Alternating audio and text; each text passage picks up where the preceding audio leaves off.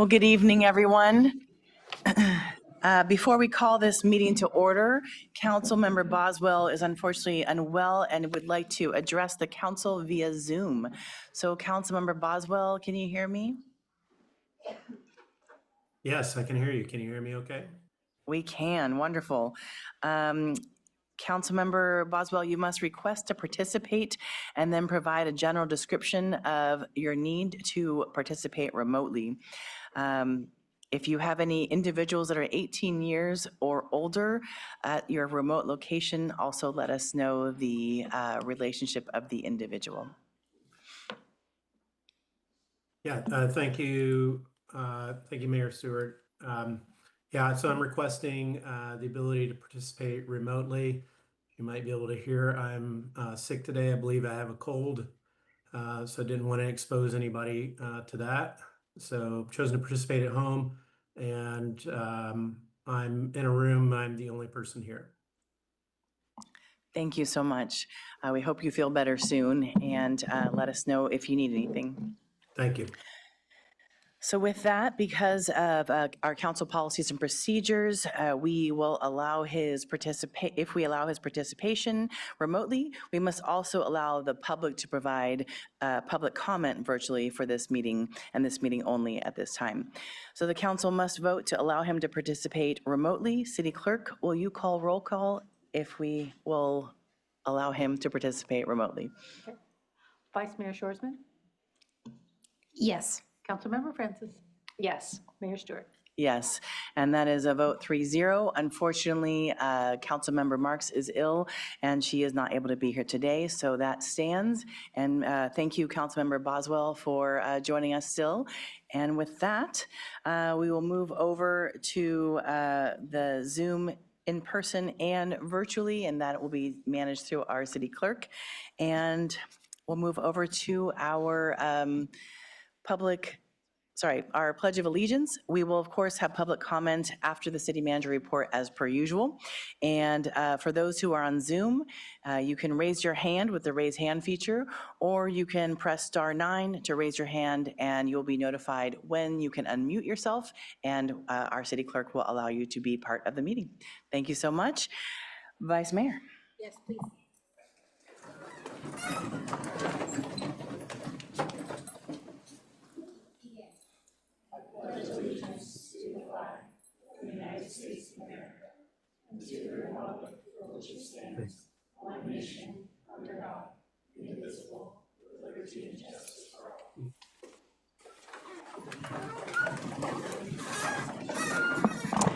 Thank you so much. There are some new faces in the room, so I just want to say we'll have our city manager report, and then it'll be time for public comment for items not on the agenda. So if you have any items that are on the agenda, we'll call public comment for later. With that, city manager. Thank you very much. Good to see everyone this evening. This is our last regularly scheduled meeting of the year, and so we have quite a full agenda, as often happens when we have one meeting in a month. And so we'll try to get through a lot of information tonight and some celebrations and next steps. And so I'll just get started. Our first item to note is really a reminder that we are yet again back at our buy local bonus season. For the 6th year in a row, this program has rewarded shoppers for buying local and keeping dollars in our local economy. Between now and Christmas Eve, if you spend $100 or more at a local retailer, you can get a $25 gift card to another participating local business. The city has invested $100,000 into this program this year, which means nearly 4,000 gift cards will be available to reward shoppers for choosing local. I will say, however, it's already, the program's kicked off and it's off to an amazing start. And so if you want to get out there soon. We've been running through those gift cards already. We're thrilled to welcome back some longtime favorites and some new businesses into the program. Buying local is more than a holiday tradition. It's an investment in the small businesses that make San Luis Obispo so special and unique, and let's show them our support this holiday season. And stay tuned for promotions and special activities at our local eateries in January. So we do have a new promotion coming in January as well. Some of the details on how to participate, you take your receipts to the Chamber of Commerce business location on Monterey Street, and they will turn that into a gift card for you. And we really thank the Chamber for their partnership in this program. I see some of our Chamber representatives here, and so we're really excited to bring this forward and have it be off to a really great start so far this year. On the same theme, we wanted to remind everybody again that there is some free parking offered downtown during this holiday season. Our free garage parking for the holidays kicked off last weekend and will continue on select days in the downtown in our garages. Free parking will be available at all 3 of our garages on Sundays in December, so that includes the 7th, 14th, 21st, and 28th. It will also be offered on the Christmas holiday. That includes Christmas Eve, Christmas Day, and the day after Christmas. On New Year's Eve and New Year's Day, so that's December 31st and January 1st. And a quick reminder as well that parking is also free in both the garages and on street this Friday afternoon and evening as part of the celebration of our 49th annual holiday parade. Parking will be free both, again, on street and in garages from 4 p.m. to 11 p.m. So folks can come on down, come a little early, grab some food, and get your spot lined up to participate and help celebrate this year's Christmas parade. Next, the Jack House is helping to celebrate the holidays this year as well. You can come on down and visit our beautifully decorated home, Jack House home, for free festive tours by our Jack House docents on Sundays in December between 1 and 4 p.m. No reservations are required. Just drop on in on these Sundays, the 7th, 14th, or 21st. You can step back in time to stroll the elegant parlors and experience the Victorian era. There will also be a hands-on model train display in our carriage house. And so if you want any more information, feel free to go to slowparksandrec.org. And again, this activity is also happening on those Sundays where there's free parking offered in the garage. And so hopefully folks can come on down and check out our Jack House and all the really dedicated docents who help guide you through this really special part of our town. We also wanted to provide an update on some plans for some updates and changes at Emerson Park. I know the council's received a number of inquiries from folks in the public. We want to let everybody know where we're at in that process, a little bit of how we got here, and then some next steps. The city was awarded almost $3 million, so $2.81 million from the California State Parks Prop 68 program back in December of 2021. And staff, along with the Parks and Recreation Commission, have been conducting a variety of community outreach and meetings to shape the design concepts over these past 3 years. You can see up on the slide, this is a rendering, high-level rendering of what the design has consisted of or where we have arrived at. That blue box in the corner, I know it might be kind of hard to read. It lists the amenities that are currently proposed. The project is currently at a 50% construction document review, so that means that schematic and drawing up there, we have construction documents that are about half completed. And we do plan to provide some additional opportunity for community feedback at the next couple of Parks and Rec Commission meetings. Their next meetings are on January 7th and February 4th. We know there, again, have been questions about how did we arrive here? Is this truly the list of amenities that we want to move forward with? And so our staff will be prepared to have that conversation with the Parks and Rec Commission at these next couple of opportunities. Staff and the community are excited to be on track for a late fall 2026 or early winter 2027 project start date. Obviously, it's been a number of years in the making. I think some of that, we were still in some of those COVID years, but also a lot of discussions about what types of amenities we wanted there. And as we've seen with other parks projects, The overall price tag came in really, really high compared to where we were at with our grants. And so we actually went back and looked at it, at the design again, and scaled back on a few things to help make it fit a little bit better into the actual grant dollars that were awarded. And so that's been a lot of the work that's been going on over the past few years, with updates being provided to the Parks and Rec Commission during that time. But again, we're happy to have additional conversations moving forward. You can also find the information about that project with the drawings at slowparksandrec.org under current projects, so if anybody's looking for that information. We also want folks to know that our finance public counter, which if anybody's had opportunity or need to come pay for something or interact with our folks that are in our finance department, they have been located at the offices across the street at 919 Palm. They will soon be moving back in. The actual movement is currently underway, moving back in downstairs here at City Hall because the construction that was going on there is now complete and folks are moving in.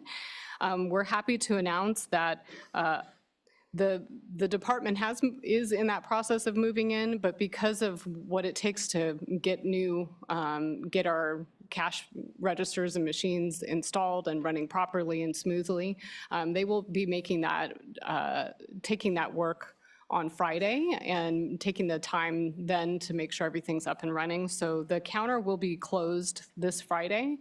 Up until Friday, they're still open at 919 Palm, but again, after Friday will be closed, and after that, they will be open here at City Hall again on the first floor. So on December 5th is closed, and then on the 8th reopened downstairs. But if you need anything from the finance department or have other needs to engage with them, there are lots of other ways to transact business with the city, even on Friday, including by phone or email. Payments can be made online at slowcity.org/pay. Same with business license accounts can be managed online as well. Bus passes can be purchased at our mobility services counter in the parking office over at 1260 Choro. As always, utility bill payments can be made at our utilities office at 879 Morrow. And payments can be left in the drop box outside of City Hall here on the finance level as well. So all those ways, if you need to find a way to provide your money to the city, we will make sure you're able to do that. In another announcement, in good news, the Yaktitu Yaktilhini tribe of San Luis Obispo County and region will be conducting a couple of additional cultural burns, and you'll see those coming up in the next couple of weeks. These burns were originally scheduled to happen in November, but due to rain, were rescheduled for next week on Thursday and Friday. YTT Cultural Burn practitioners will be leading a 13-acre burn at Miosi Open Space on Thursday, December 11th, and a 1-acre burn at Johnson Ranch on Friday, December 12th, to keep our community safe. These properties will be closed to the public on their respective burn days. The city really wants to thank YTT and CAL FIRE for their partnership on this really important collaboration and practice that we've been able to work together on over the last couple of years. That really is incredibly important to restore native ecosystems, improve our community resilience to wildfires, and revives the traditional ecological knowledge and tribal stewardship in our open space. So first, we want to say thank you to our partners, and second, we want to make sure folks are aware that this will be happening and it is in a controlled environment.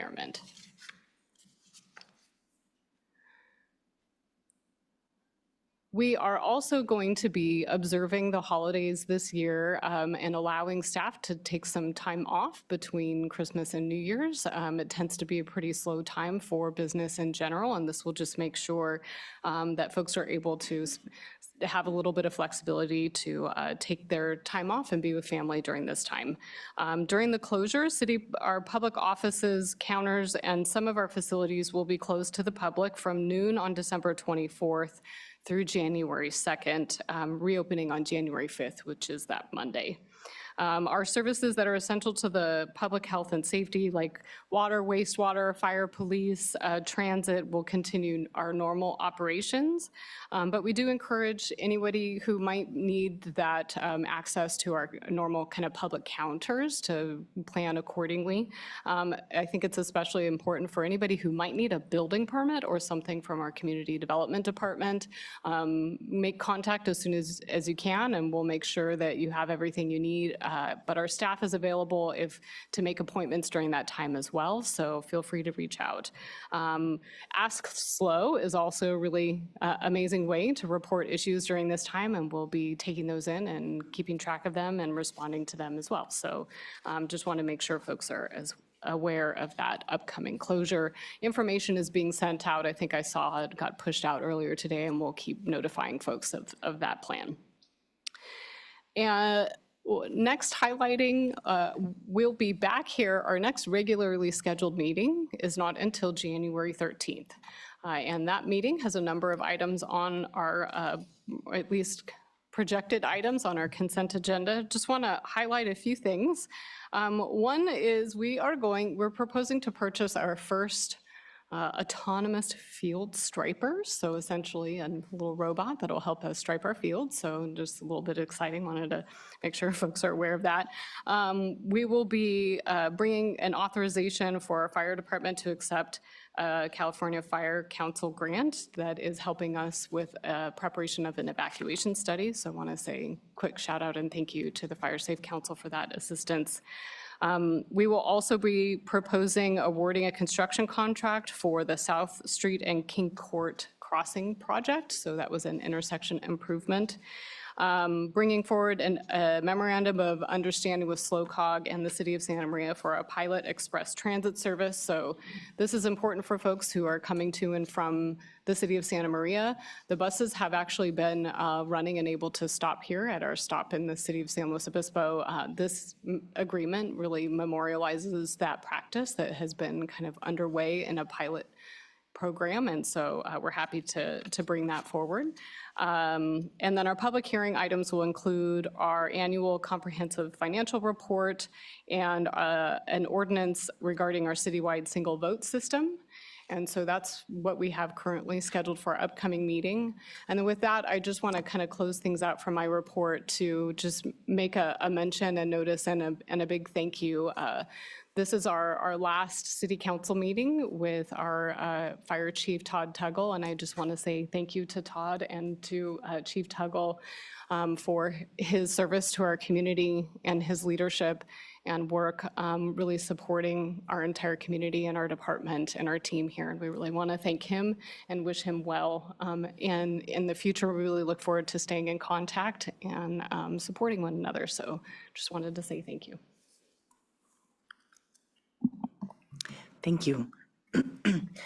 Any questions for the city manager? All right, none from Councilmember Boswell? Okay, just making sure. Thank you. Well, thank you very much. I heard on the radio this morning about the parking and about the buy local program. So the marketing is getting out there, and it's very exciting to see. And then with the Jack House, maybe you'll have fun and take the trolley to the Jack House. That could be a really exciting experience. With that, I really also appreciate you sharing about the Emerson Park. And I know I've spoken with Director Avakian quite a bit. I know our community is very interested in what we're doing in our parks, and today is that conversation as well with Rigetti Park. So I know we'll have a little bit of a different conversation with that one. With that, we'll move forward to the public comment. And do we have any public commenters?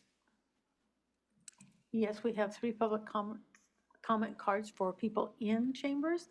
If anyone online would like to speak on public comment on non-agenda items, if you could raise your hand, and we'll take those after the in-person ones. So the first one is Stacy Scaletti, and then Scaldi? Scaldi, thank you. I said it right before. Rachel Whalen, and then Don Hedrick. Thank you. And would you mind waiving those half slips so people know if they wish to provide public comments later? We do have 1 minute, 2 minute, and 3 minutes. So if you have a quick comment to say, you will get to go first. If you'd like to talk a little bit more, you can go after everyone else. Hi there, my name is Stacy Scaldi. I am a local realtor and homeowner, and I just wanted to take a minute to express my appreciation to Chief Tuggle as he prepares to step down from his position. His leadership has made a real and lasting impact on our community. His willingness to work closely and with realtors and homeowners, particularly with the release of the new fire hazard severity map in March, and the adoption of the Wildfire Urban Interface Code has been invaluable. His collaboration has strengthened the partnership between the fire department, the real estate community, and the public.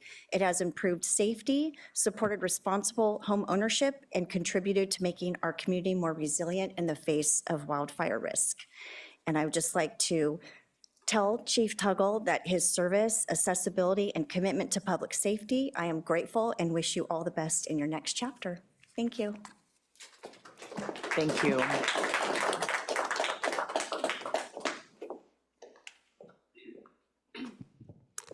Good evening, Mayor and council members. I'm Rachel Whalen with the San Luis Obispo Chamber of Commerce, and I just wanted to share a few brief updates from the Chamber. First, I wanted to thank you for your partnership and for your involvement in the selection of our next CEO. As many of you know, the Chamber and the city have a long history of a strong collaboration, and that partnership is essential to shaping our community's future. We appreciate your engagement in the search process, and we are thrilled to welcome Garrett Olson as our new president and CEO. Garrett has already begun diving into the work, and he will play a key role in developing a refreshed economic vision in 2026. We look forward to continuing our strong partnership with our new leader. I also want to add to the city manager's update on Buy Local Bonus to highlight the 6th year of our amazing partnership with you. I'm thrilled to share that we are already off to an incredible start. Over the holiday weekend alone, 20% of the cards were claimed. And as of today, we've surpassed 1,000 gift cards. We're hearing great stories from participants, like a family who drives up from Goleta every year because Buy Local Bonus has become their Black Friday tradition. Or the woman who discovered a new local winery through her gift card last year and is now a regular member. These are exactly the kinds of outcomes this program is designed to generate. It's a powerful investment in our local economy, and we're so grateful for the city's investment that makes it possible, and for partnering with us to deliver it. Finally, our community seeks to understand how changes in Washington, D.C. translate to impacts locally. And I want to share an upcoming event, our State of the State event, next Tuesday, December 9th, from 3 to 4:30 p.m. at Embassy Suites, where Senator Laird and Assemblymember Addis will join us for a conversation about how increasing tensions between the federal and state governments are affecting policy on the Central Coast. We hope you'll join us for what promises to be a timely and insightful discussion. Thank you for your time and continued partnership. Thank you so much.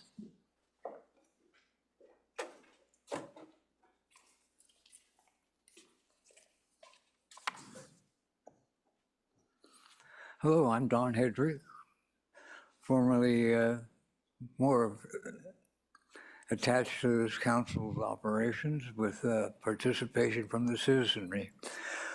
Well, I would like to say that part of our response of citizens' input is not as invited as expressed in the city ordinance or municipal code, as I've studied. Anyway, there's a project going on right now with repaving Sacramento Drive. It got a good start, but when it got to Zoom Ed, their excavators sunk into the cut. The wheel left a hole 3 feet deep. They pulled it out. but that required a modification of their approach. They wound up carving way deeper, so deep that they wound up filling up all the overcut with truckload after truckload of blacktop. There are portions of that in front of Zoo Med that are going to be 23 inches deep of blacktop. Wow. Now, they haven't been back to work on the street since they filled up most of that.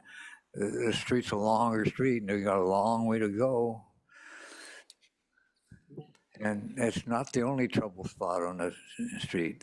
The water that focuses from a fan-shaped collection bowl on the other side of the tracks focused on a couple of swales or underground water flows even, especially.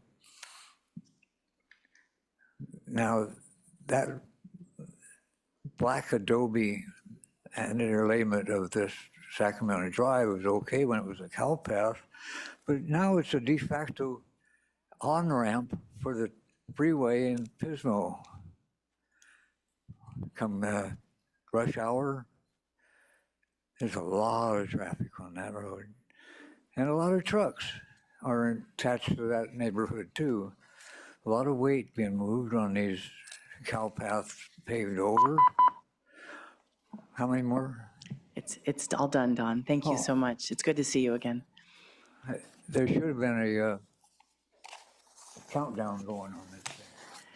I know since you've been gone, we do have it now on the screen, just so you know. It does go to green, yellow, and red. So when you come back, it'll be there for you to see. I don't know if you are familiar with Mr. Director Aaron Floyd, but he's over here. I'm gonna, Aaron, if you don't mind waving, and Don, if you want to chat with Aaron about the public works and about Sacramento, I encourage that. Thank you very much for all of the speakers. Public comment for items not on the agenda is always unique because it has a lot of different topics that we're all talking about. And thank you very much about the SLO Chamber and the updates, and with Assemblymember Addis and with Senator Laird, very helpful. Welcome, Mr. Olson. Very excited to have you as a new CEO, and echo a lot of what Ms. Scaldi shared about Chief Tuggle. Thank you so much, Chief, for your time here. And I know that you still have a couple more weeks, so we're not all done seeing you, but thank you very much. With that, we'll move to the consent agenda, and I believe there might be at least one item that people wish to pull. Vice Mayor? Yes, I'd like to pull item 5F, please. Thank you. Anything else? Okay, so for that, do we have any public comment, City Clerk, on items that are on the consent agenda that is not 5F? No, we do not. Okay, great. For all of the members in the community or on Zoom, we do have the ability to put in your public comment, and that's for 1, 2, and 3 minutes, and then we'll bring you up for that public comment. And with that, before we move on to the vote, I just want to say thank you very much to Vice Mayor Shorsman. It's been an honor to serve with you as the Vice Mayor, and obviously we will continue to serve on the council, but thank you for always being willing to answer the unique requests I have to show up as Mayor and to be there for when I'm out of the area or just at another meeting. So thank you very much. And I look forward to working with you, Councilmember Francis, relatively soon, like tomorrow. With that, we'll move back to 5F, and that is Rigetti Park. And I believe we have a small presentation to start. Oh, yes, we do, sorry. And then can we go ahead and vote for a roll call on all items other than 5F for the consent agenda? Vice Mayor? I'll go ahead and make a motion to approve the consent agenda minus 5F. Happy Great. second. Great, thank you so much. Councilmember Shorsman? Yes. Councilmember Francis? Yes. Councilmember Boswell, Yes. Mayor Stewart. Yes, and the motion passes 4-0, and we'll move forward back to 5F. Good evening, Mayor and Council. Aaron Floyd, Public Works and Utilities Director. I'm joined here tonight by staff. We have Madeline Casinta, our CIP manager, and our supervising civil engineer, Wyatt Banker Hicks. And staff have prepared a brief presentation for the item in front of your consideration this evening on Righetti Community Park, specifically to go into some of the comments that we have received in terms of alternatives and funding for those. So hopefully that helps with some of the process this evening. And with that, I'll ask staff to please give the presentation. Thank you.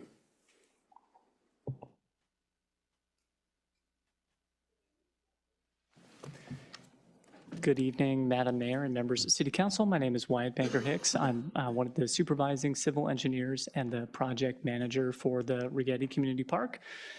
Starting off just with a brief reintroduction to the park. This is about a 12-acre facility located at the intersection of Froome Ranch Way and Tiburon Way. It's currently an undeveloped field, but the city has obviously planned for many years on having a large community asset there. And that's why we're calling it the Community Park, as it will, we hope it will have the amenities to attract people throughout the city. This park has been envisioned since the Righetti Ranch development began back in 2007, and from 2007 all the way to here, the project has gone through a few permutations, and as you can imagine, the price has increased significantly. And so as staff was getting closer and closer to delivering this project, we had to evaluate which amenities were critical for the park and then rate them from there based on community feedback. And so you can see the figure before you has the base bid, and that is considered the mission critical facilities for a park, parking lot, restroom, playground, and sports fields. We also have a series of additive alternates. So when we put this out to bid, the intent was we could add or subtract these alternates as needed, but we intended to award at least the base bid. So additive alternate number 1 was ranked on community and staff priority, and that is the pickleball courts.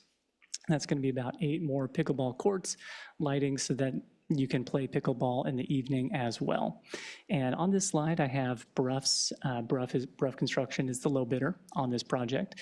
We have Bruff's number to construct each of these additive alternates. For pickleball courts, it's $1.8 million. And then I also have the likely what the amount would be should we proceed with the CIP funding plan as it is. So additive alternate number 1, we have the opportunity to award it to Bruff Construction for $1.8 million right now. If we choose to wait until 2029, which is where it's located in the CIP financial plan, we anticipate that it would escalate, as you can see, pretty significantly, and that's because the contractor is no longer going to have the efficiencies of a single mobilization. They'll be working in a park that's already operating, so it will be a little bit harder to have your equipment there and a little less convenient to close some portion of the park. And then this number is also adjusted for inflation. So you'll notice as we get into the alternates that are further in the future, that discrepancy continues to increase. So that's additive alternate number 1, the pickleball courts. We also have additive alternate number 3, which is the bike pump track. And I'm sure everyone's familiar, but a pump track is just a rubberized asphalt loop in which you're riding your bicycle on. It has horizontal and vertical curves, and so it simulates some of the rougher terrain you might encounter while mountain biking, just a much safer environment to practice those skills. There's also an unpaved skills course that weaves through the eucalyptus trees that are on that portion of the park to, again, further hone your cycling and mountain biking skills. And you'll also notice that there's a bridge across to additive alternate 3. There's a couple creeks that cut this project into quarters, unfortunately, and so that has resulted in several bridges being necessary. The additive alternate 3 bike pump track, you can see Bruff's price is about $1.5 million, and then you can see it would be significantly more if we waited until 2031, in this case, for the pump track. We also have the basketball courts, additive alternate 2, and the tennis courts, additive alternate 4, and you can see those are planned to be delivered pretty significantly in the future.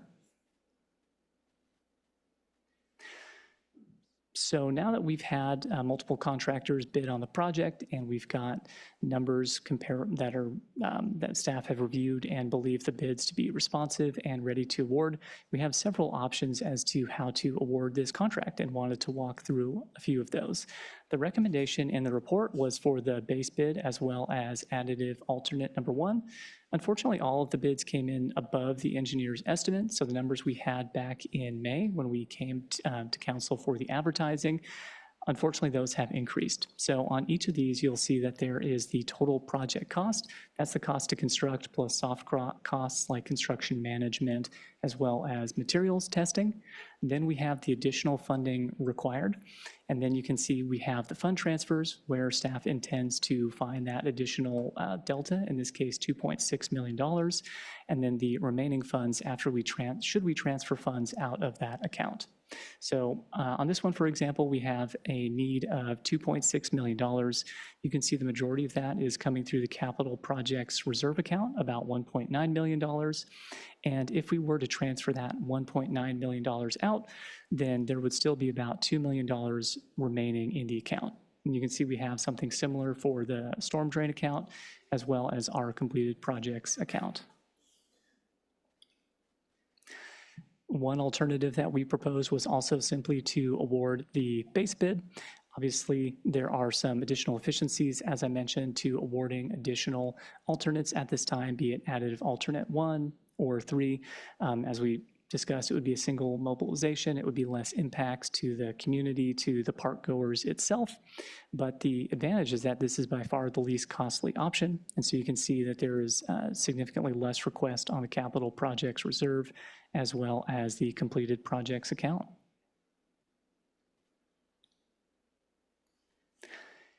We also have the opportunity to award the base bid as well as additive alternate number 3, which is the pump track.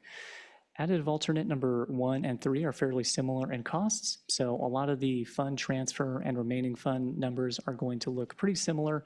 Additive alternate 3 in this case is just a little less expensive, so you'll see a smaller number being requested from the storm drain account. And then we also have the opportunity to award the base bid as well as the pickleball courts as well as the pump track. You can see that results in the largest funding request, and staff has considered taking the entirety of the capital projects reserve, in this case $3.9 million, as well as some additional funding from the storm drain account and completed projects account. We also wanted to touch on a bid protest that staff received. The bid opening was on October 23rd. And so by October 31st, that is the city's 5-day window for submitting a bid protest.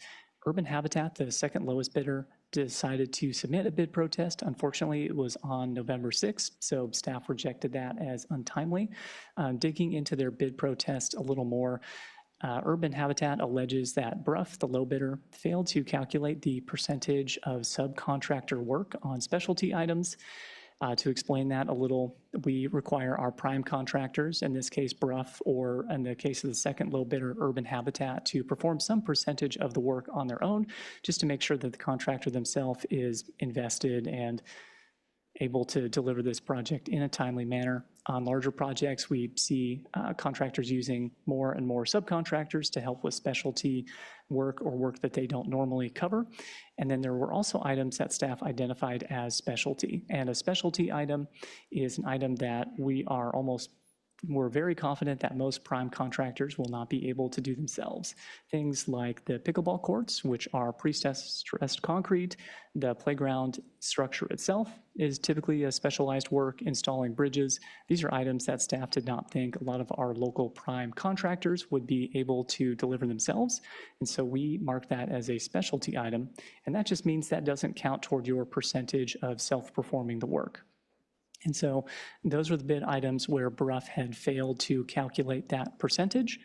But upon review, staff determined that is actually a clerical error, because you can take, for example, bid item number 4, which is the restroom, $1 million.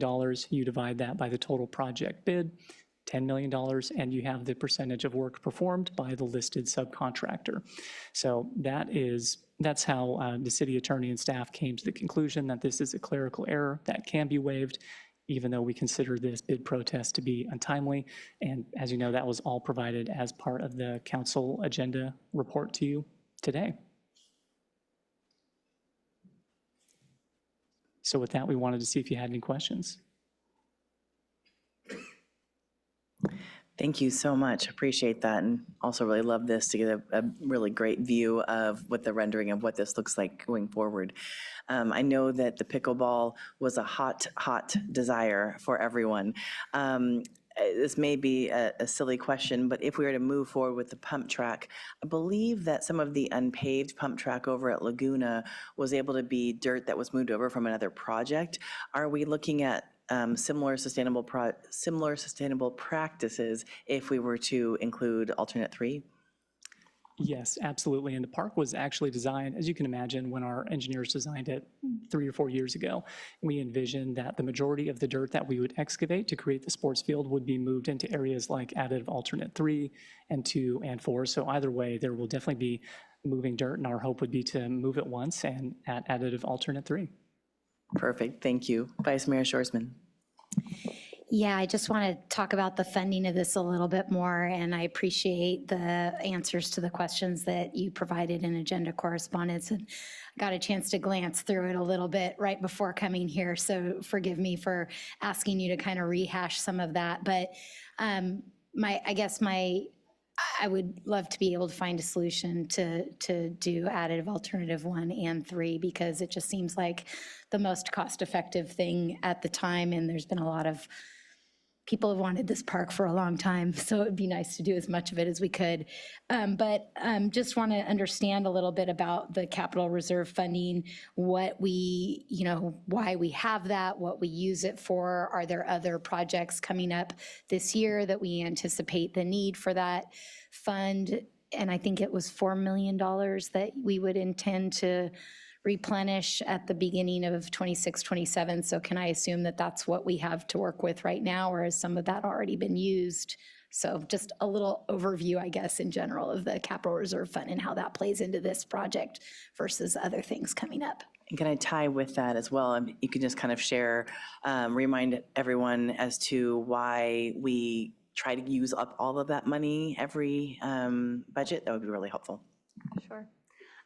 So the reason why we have the capital reserve is for projects like this, when they go out to bid and even the base bid came in higher than our engineer's estimate, we want to be able to do these projects, move forward with them, and fund them. So that's the primary reason for the reserve. It's about 20% of our LRM capital budget, and that is one of our policies that we put in.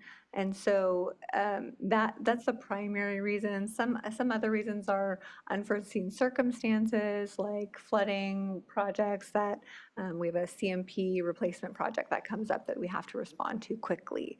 So it gives us a little bit of flexibility in some of these emergency events.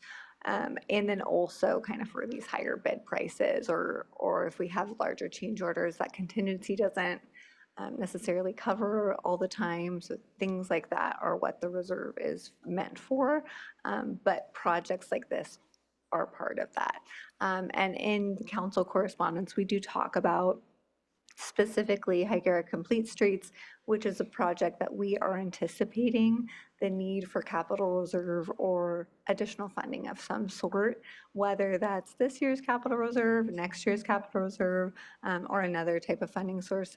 These are the types of things that we do in the CIP department.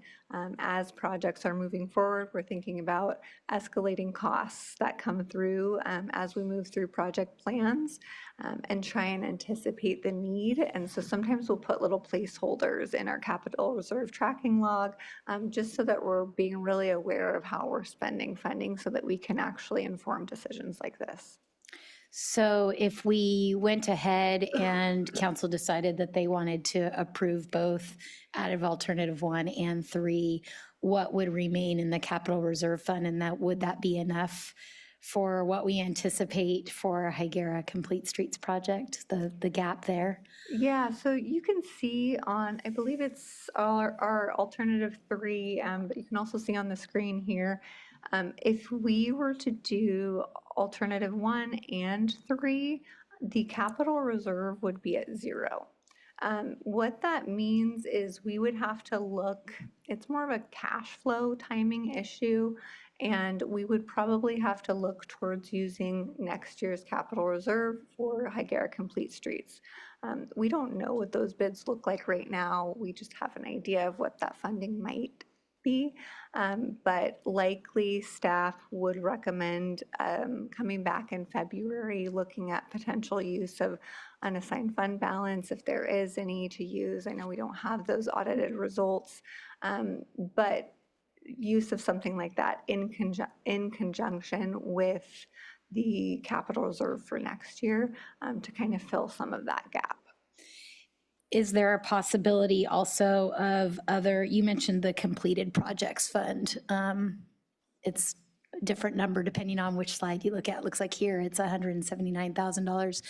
Do we have that much in the completed projects fund? And is there a possible opportunity for more funding to come out of that if needed? Correct, yeah. So as we move through the year, projects get completed. Sometimes we have some remaining funds, sometimes we don't. But as projects are completed, we put more into the account. Sometimes that balances as we need a little bit more on other projects. It just depends, but that is an opportunity as well. It's just a little bit unknown at this time. Right, okay, so not to put words in your mouth, but you sound fairly confident that we would be able to do both projects. It's not like if we funded additive alternative 1 and 3 now, that we would come up really short on Higuera Complete Streets. I think that's my biggest concern. I think if it was council's priority and that was the direction, we would likely return in February at mid-year with some type of analysis or direction, potentially shifting funding or making sure that those were the priorities. Okay, and then last but not least, and maybe this is a little bit of a Hail Mary question, but we've been pretty successful in the past. I can think of Emerson Park as an example of getting grant funds to support our innovative park projects. Had a hard time spitting that out. Is there any opportunities for grant funding to support any of the phases of this park that we're aware of? Likely for this park, it might be too late. Usually you have to apply earlier than at this point. That being said, we did have some grant funding for Emerson, and then we also had some fees, and we ended up putting that all on Emerson instead of Rigetti. It could have been interchangeable a little bit, probably would have been the same. Got it. Yeah. Okay, thank you so much for answering all my questions. Yep. Thank you, Vice Mayor. Councilmember Francis? Yeah, thank you so much for all that. Is there any risk to delaying the decision around alternative 3 until February? Is there potential for a cost escalation, or when do we need to accept the bid and kind of move forward with signing contracts? Sure. So when you sign the contract, I mean, this is going to be the lowest price that we ever get. That being said, we do have an opportunity to add bid alternates later on in the process. Doesn't mean that material costs can't escalate, things like that, but that's something that the contractor and us will have to take a look at should that time come. I don't know necessarily if that would be a really high dollar amount if it was from now until February. Maybe if it was a whole nother year or longer, then that would make a bigger difference. Thank you. And there was also a lot of interest from the community in, if we can't do all of alternative 3 now, can we at least put in some of the base infrastructure such as the bridge? I think accessibility and disruption to the park parts that we build out first is a real concern. Makes a lot of sense. And so is it possible to kind of build in some of that, have them bid out just portions of alternative 3 so that we can at least get the base infrastructure that's most disruptive built out? Yeah, and we did initially do a quick analysis of what that might cost. Likely, if we were to put in a bridge, we would also want to put in fencing, do some safety elements. We don't want to just put in a bridge and make it unsafe. So I think ultimately the decision that was made and the options that were presented today were, that alternate 3, the majority of the cost was the bridge and kind of the safety elements. So we could come back with kind of a lower cost for that alternate 3 if that was council's direction. This might be kind of a hard one to answer because we're kind of thinking into the future here. So alternative 3 is awesome and would love to see it get built, but say we need to delay it till its scheduled time. What kind of disruptions do we anticipate to the built-out park, like the play fields, for example? Is there potential that they'd be closed down later, that you'd have tractors kind of moving through there, heavy machinery? That's kind of a big concern if we're going to be building a park and then kind of promptly closing it down. Yeah, we're happy to discuss that. We definitely think it would be fairly disruptive. If you look at sort of the bottom of the screen on the base park, you'll see that there's a concrete multi-use path that's been designed for fire access. So we definitely think it would be able to withstand vehicular loads, and we would most likely direct the contractor to mobilize and move all of their equipment through that area. Of course, to the south, just off screen, are a whole bunch of currently inhabited homes. Off to the east, we have some additional portions of the residential community. And then just immediately north, there's a property owner that we could potentially negotiate access from, but we would actually be crossing 2 creeks on our way to get down to this area. So the most likely route we'll take is through the base bid along the very southern edge of the park. It would definitely be disruptive closing the multi-use path. There would be likely temporary closures to the park playfields, as well as the parking lot, because we're going to be moving a 100-foot long prefabricated bridge, and we'll be moving multiple cranes over there as well to stage and actually move that in place. And then we'll have asphalt trucks, grading equipment. So it would be significantly disruptive and last for probably 6 months. Oh, wow. Thank you for that. Thank you. Can you go back to the slide that has the 1 through 6? I think just for that visual, it's helpful. So as we talk about, when you're talking about the vehicles going into the construction of 3, that little tiny row of light green tree shrubbery is the area you'd be going into. That is correct. Yeah. Okay, great. I mean, not great, but thank you. So I think that the construction of 3, the bike area, pump track, is utilizing the most of our land versus asking for, it's not really our land, but it is, as far as the construction goes, versus other easements that we're requesting is what I'm hearing. Is that correct? Yes, that is correct. Okay. And as far as going over a creek, crossing multiple creeks, it sounds like we'll still be having to cross at least one creek while we're in the initial construction of that. Is that correct? Yes, for additive alternate 3, a creek crossing will be required, and we actually do not have any jurisdictional permits to enter the creek bed itself. So we do have, as part of the plans, a temporary bridge for the contractor to move equipment across and then set the actual permanent bridge down as well. Okay, that was my next question actually, is would that prolong the actual construction of the base of the park, since we have to get the permits for the creek? No permits required. We have required the contractor to figure out a way to do it and confirm with our engineers that it can be done. Yeah, so adding additive alternate 3 at this point will only add a few months onto the entire project, but as a separate standalone project, it would definitely take longer and have more significant impacts, unfortunately. Great, thank you so much. I appreciate that. I think that's all the questions I have, and I don't see any of my council members. I don't see Councilmember Boswell. So with that, we'll move forward to public comment. Oh, so sorry, there was one more. City Manager. Thank you. I just wanted to, on the funding end of things, looking at an alternative where the base plus 1 and 3 were all awarded this evening.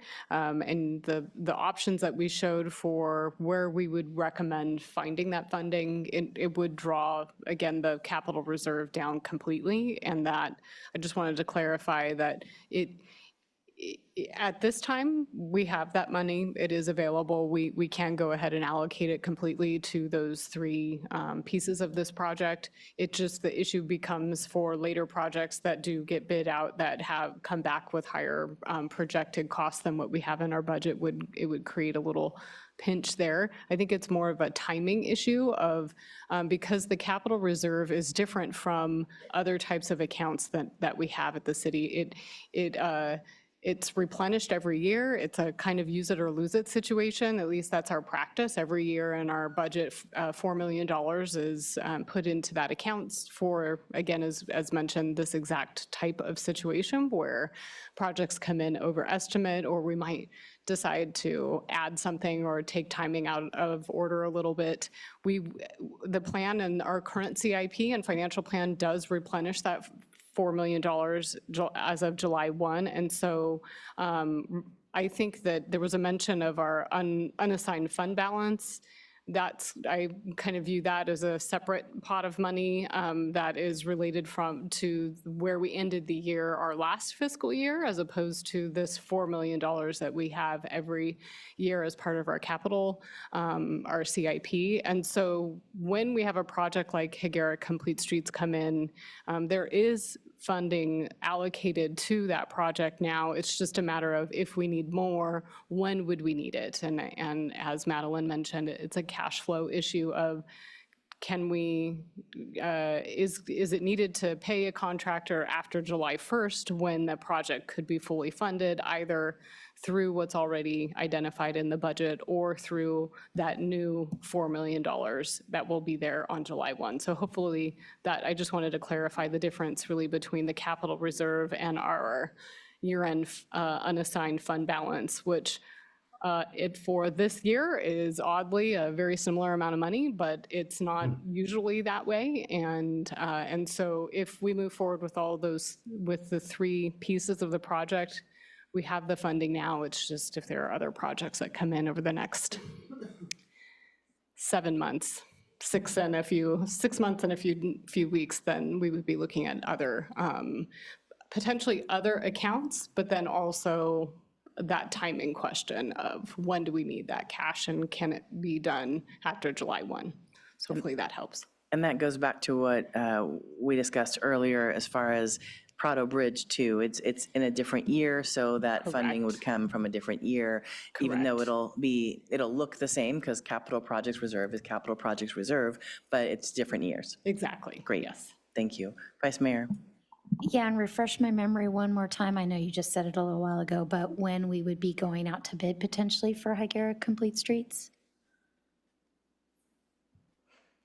Yeah, I believe we'll be bringing it to council for authorization in February, I believe February 3rd, likely starting construction at the earliest May, be June, Okay, May, June. so likely we're getting pretty close to the end of the year when we would be having that new capital reserve fund anyway. Correct. Okay, thank you for that, appreciate it. Thank you. Thank you, City Manager. Appreciate that. With that, we'll move on to public comments. Okay, currently we have 4 public comment speakers in chambers. And if anyone online would like to speak, please raise your hand and we'll call on you after we take in person. The first person is Craig Grenard, then Jonathan, then Lainey Hernandez, and then Mark Turner. Good evening, Mayor Stewart and SLO City Council. My name is Craig Grenard. I live in SLO. I'm here to encourage the council to vote to fully fund the Rigetti Ranch base bid and alternative 1, which is the addition of pickleball courts. If you play pickleball, which I do, or if you just watch some games, you'll notice a number of things. Pickleball builds community and fellowship. It's not a sport where you have to organize who you'll be playing with ahead of time. All you have to do is show up and have fun. At French Park, it's not uncommon to have 40 to 50 players showing up to play. It's also an inclusive sport. You'll see a true cross-section of our city playing pickleball, and the cost of entry, a pickleball paddle, is low. It's a fast-growing sport, and court space is tight. That's why funding this project now is important and will avoid the risk of having to pay more money for less court space at a future date. So I encourage a yes vote for Rigetti Ranch base bid and alternative number 1. Thank you for your consideration. Thank you. And if people would like to line up behind the next speaker or behind the first speaker, that would be great so we can keep the public comment going.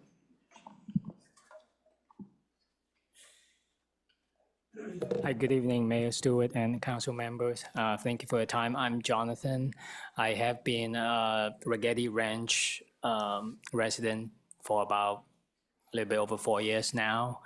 And I'm very excited. There have been ups and downs over the years. I'm very excited that this is coming pretty close. We're almost at the finish line.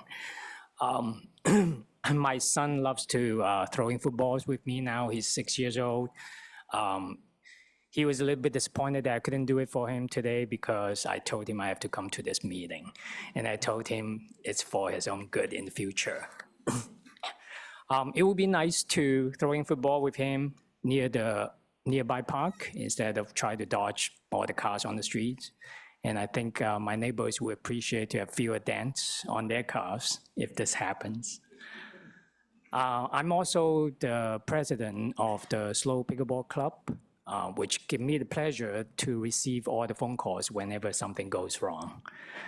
And most of the time, the problems is because of limited courts. Greg and Devin from Park and Rec have been doing an amazing job helping us to have temporary courts across the city, and we've been very grateful. Unfortunately, we still have to share with other sports such as basketball and tennis. So Slow has been like one of the most visited cities in this area, yet we have the fewest permanent courts. Like even Morro Bay have more courts than us, and they're planning to build more. So as the resident of Rigetti Ranch, I'm excited about the new park. And as the president of the Slow Pickleball Club, I'm even more excited with the possibility to include pickleball courts in the first phase of this project. So I encourage the council members to vote yes to this project. And I think it will benefit a lot of the families and the communities in this area. Thank you for your consideration. Thank you.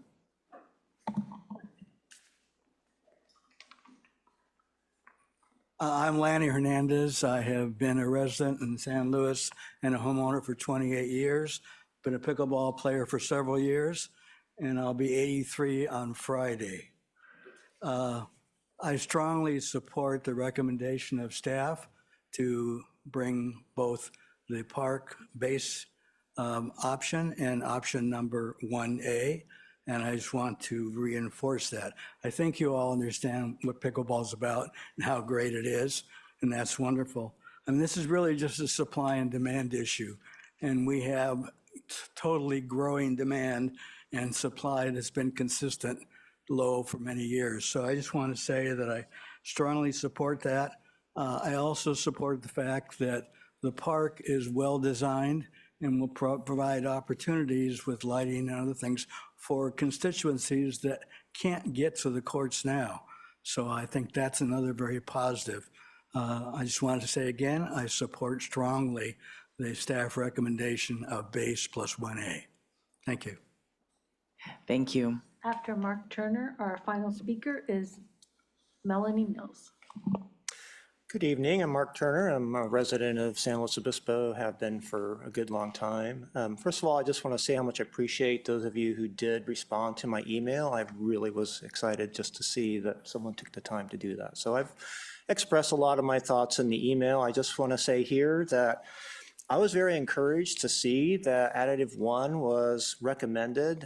We've been waiting a long time to get this thing going, and as others have spoken to, our courts are filled. There's oftentimes your paddles are lined up, you're 6 games behind, so you're waiting around 40 minutes to play your next game. which is a little bit too long of a break.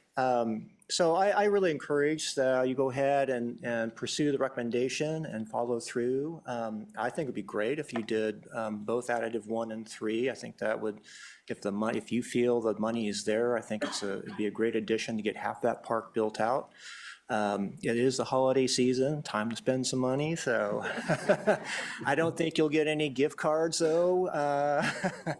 So it made me very merry to see pickleball courts on the recommendation, and you'll make it a great season for us pickleball players if you follow through with this, because we've been waiting a while and we're like, let's someone dig a shovel and break ground. So I just encourage you to pursue and go forward with at least the base and additive number 1. Thank you. Thank you so much.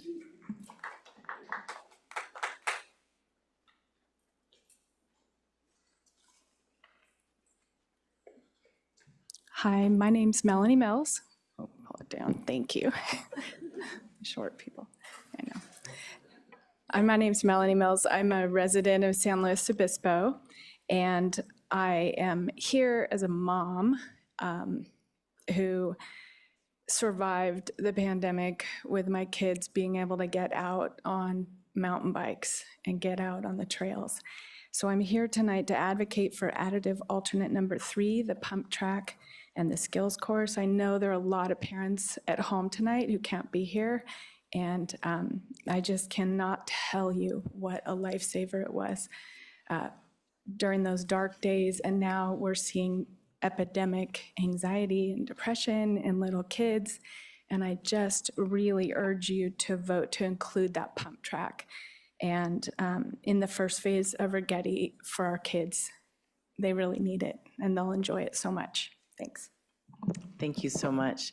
And I realized that I actually never gave the instructions around public comment. And just if you support, please give me an applause so we see that you are in support. Thank you, thank you. If you don't like something, feel free to put your hands down. I love it, even the canines. And with that, I'll move back to, I believe that was our last. Anyone on Zoom? No hands raised. Okay, last public comment.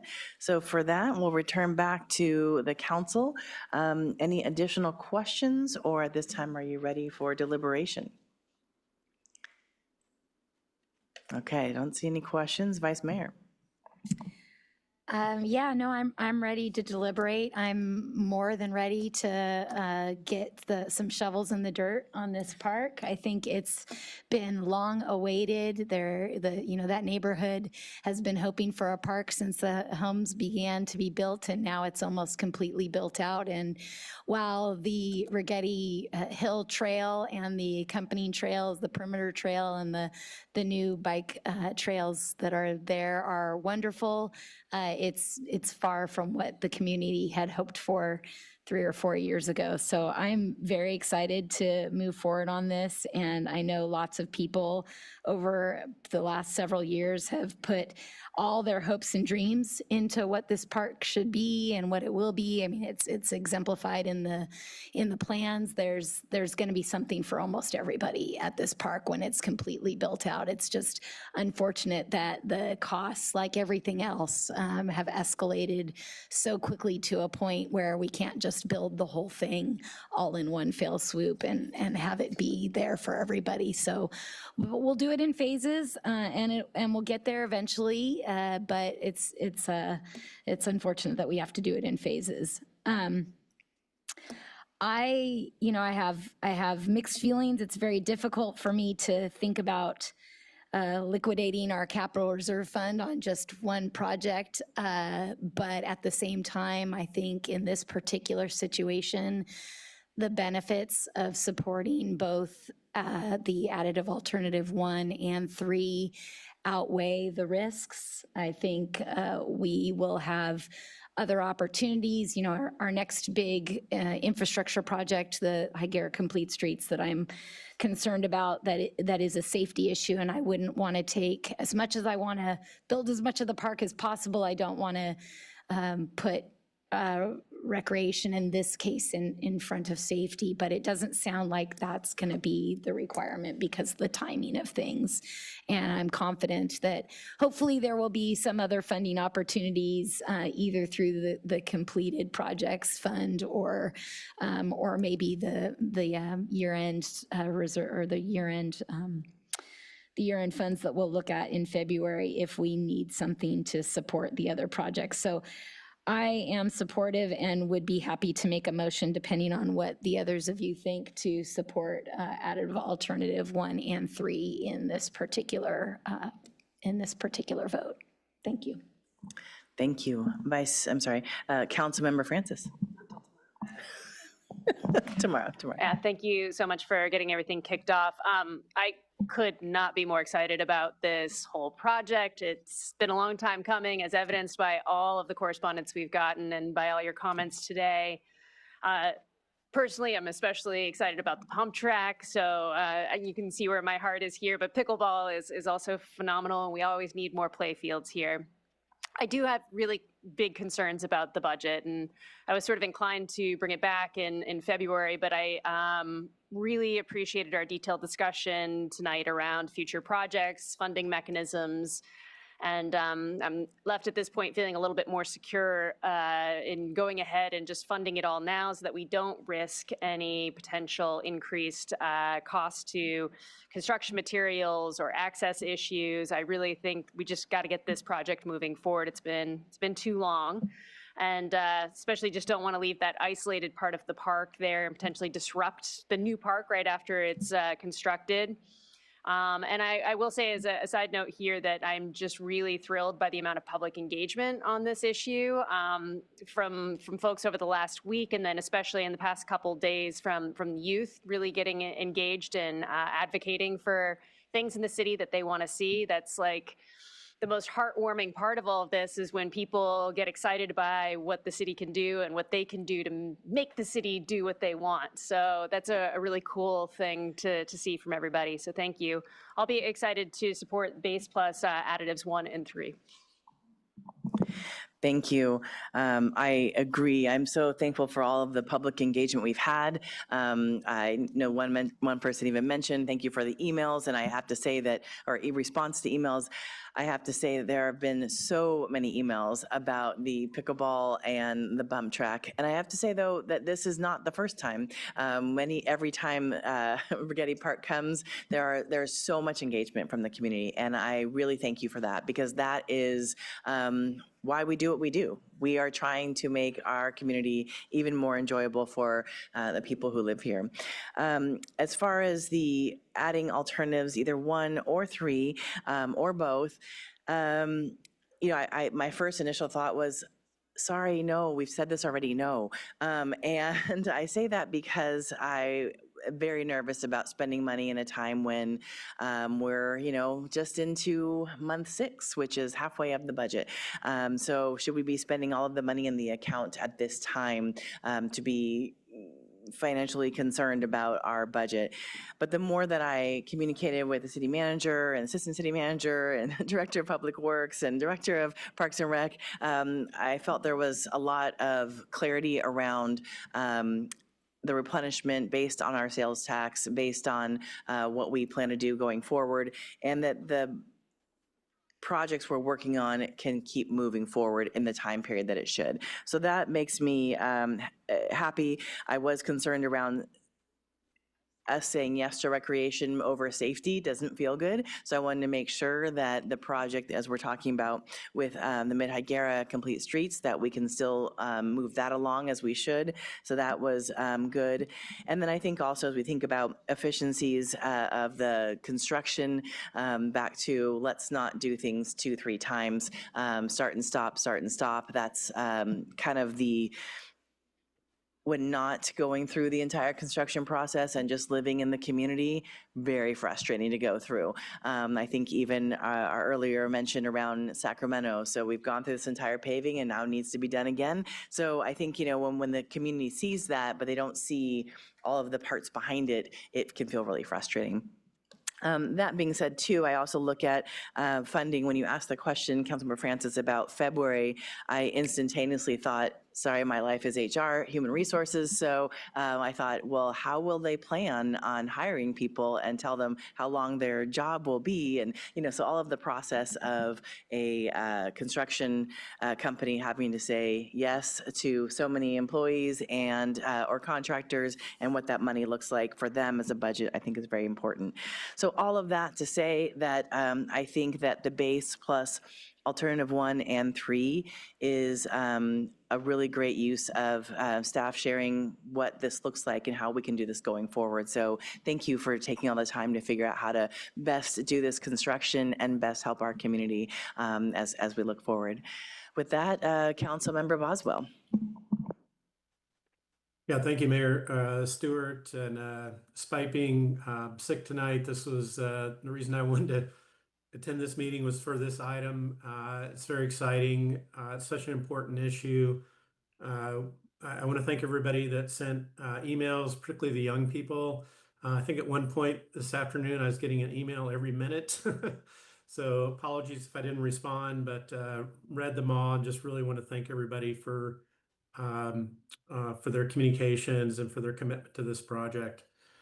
It is always a bit challenging to make a decision to expend down our capital reserve halfway through the year.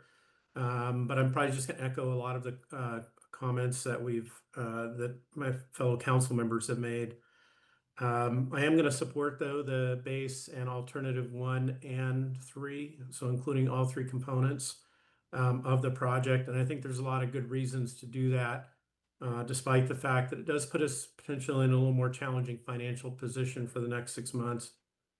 One is, certainly as we talked about during the budget earlier this year in the financial plan, when we were discussing Rigetti, the idea that we're behind where we really want it to be in terms of providing these park facilities.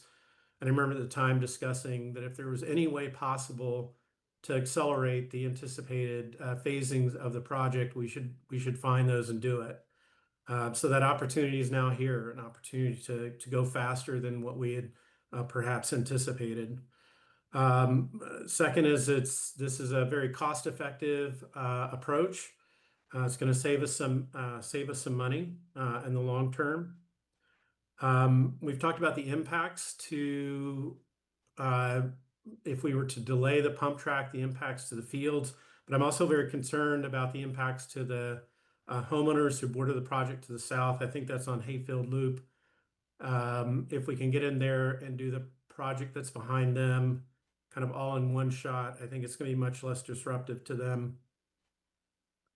I think including all 3 aspects of this project that we've identified really balances the needs across the widest range of demographics in our community. There's kind of something for everybody, I think, with these alternatives. And then finally, regarding the finances, I think if we did find ourselves in a difficult financial, or not financial, but capital project situation, I think we've got some good options that staff has laid out for managing that, both in the short term, over the next 6 months, say, but also in the longer term. We can always potentially adjust the future phases of this project, the timing of the future phases of the project to address any potential longer term capital shortfalls. So I think we've done I think staff's done their due diligence here. And I feel confident that we can move forward with the base project, the pickleball courts, and the pump track, and do that in a financially wise way. So I'll be happy to vote yes when we make a motion. Thank you. Thank you so much. And I also, someone mentioned around the temporary courts, and every time pickleball comes up, Agape Church and Sloan Nazarene Church on Southwind Johnson say, do you know that we are striped for pickleball? Do they know? Do they come use it? So just, I'm putting that out there. There's other people in this community that are striped and ready for you. Vice Mayor Shoresman. Yeah, I want to thank Councilmember Boswell for tying that up in in a pretty bow. You hit all the bullet points there that I've been thinking as we've been discussing this and looking at the plans over the last couple days. And yeah, I can agree with Councilmember Francis. The amount of email that we've gotten from young people has been truly heartwarming for all of us up here who are parents too. It makes our hearts warm when kids get involved and say what they want, and especially when we're able to deliver on that. I also just want to, before I make the motion, I want to do a special shout out to the ranger staff who have built the Bunny Hop Trail and the other trails that are out there on Rigetti. I have literally heard people say, wow, the rangers really hit it out of the park with this one. So so please thank them for all of us in the community because they've done a great job. And with that, I'm happy to make the motion to approve staff's recommendation for the base bid plus alternative 1, but also adding alternative 3. Thank you, Councilmember Francis. I will eagerly second. City Clerk, can we have roll call, please? Vice Mayor Shorsman, Yes. Councilmember Francis, Yes. Councilmember Boswell, Yes. Mayor Stewart. Yes, and the motion passes 4-0. Thank you so much, and thank you for all who wrote in. Thank you for all who showed up today. And we'll take a quick 10-minute break, and then we'll see you back at 7-ish. Well, thank you for the break. Welcome back. And we are back to talk about our public hearing and business items. First up, we have the Historic Preservation Ordinance and Historic Context Statement. I will say, former Andy Pease, former Councilmember Pease, I hope you're listening. This one's for you. All right, so who gets to speak first? You have to put your mic on. Perfect, thank you. All right. So with us today, we have Principal Planner Brian Lavelle to kick us off.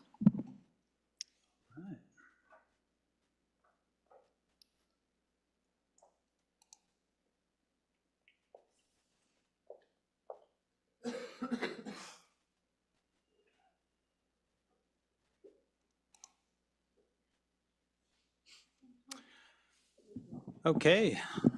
Well, good evening, Mayor Stewart, members of the council. I'm Brian Lavelle, Principal Planner in the Community Development Department. I'm also the staff liaison to the Cultural Heritage Committee. Sitting to my right is Stacy Kozakavich with consultant Paige and Turnbull that's been assisting the city with this effort. I'll go ahead and provide a little bit of background on the city's program, what we're hoping to accomplish with the program, or excuse me, with the project. And then I'll hand it off to Stacy to provide a bit more detail on exactly what's changing.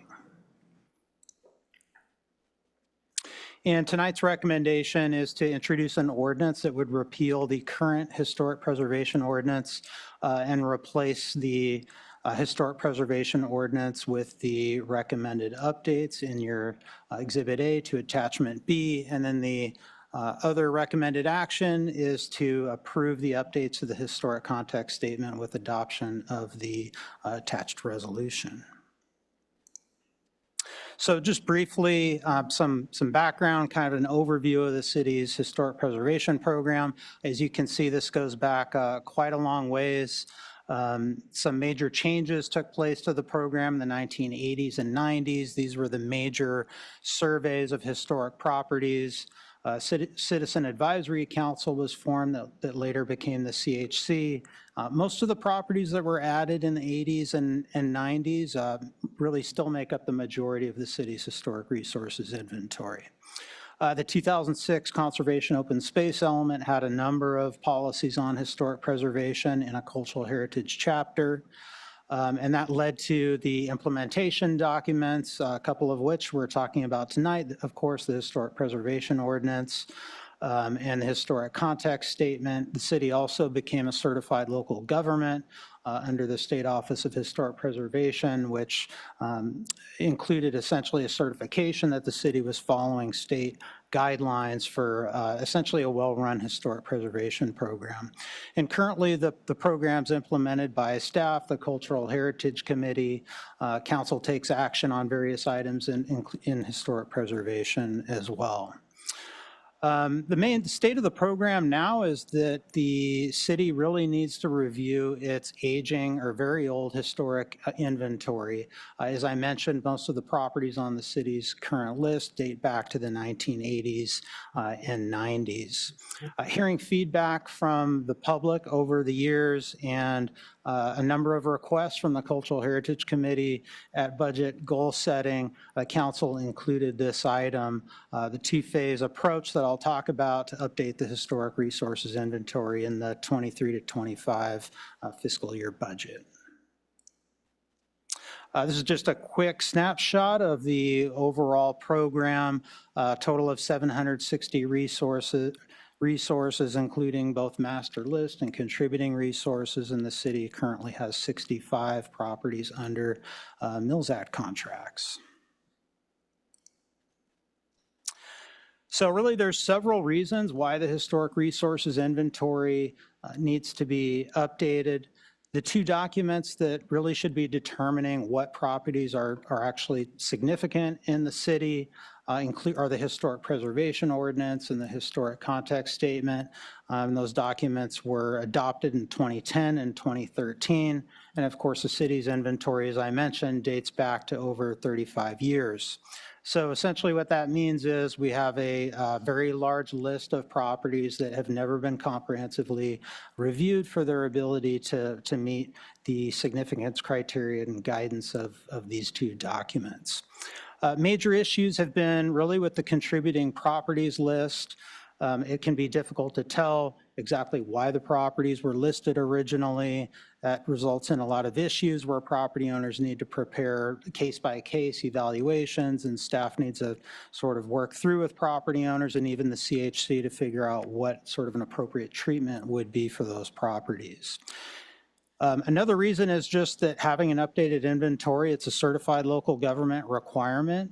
Generally, the city should be updating its historic survey every 5 years, and it's just simply the right thing to do to make sure that properties that are on the city's historic inventory actually belong there. So the overall benefits to achieving an updated inventory, it really provides for more effective implementation of the program into the future. It really would bring the program up to date along with the recommended updates to the Historic Preservation Ordinance and the Context Statement. And the hope is that there will be more certainty for property owners, reduced costs, more clarity, and just generally making the program easier to implement. So the project's being approached in two phases. First, what's before you tonight. This is phase one of the project to update the documents that determine what properties should be significant in the city. And Stacy will provide some details on exactly what's changing with those documents. And then the idea is that once those documents have been updated, we'd move on to phase two. Right now, the plan is to initiate that in 2026, where we'd actually begin the historic resources inventory update.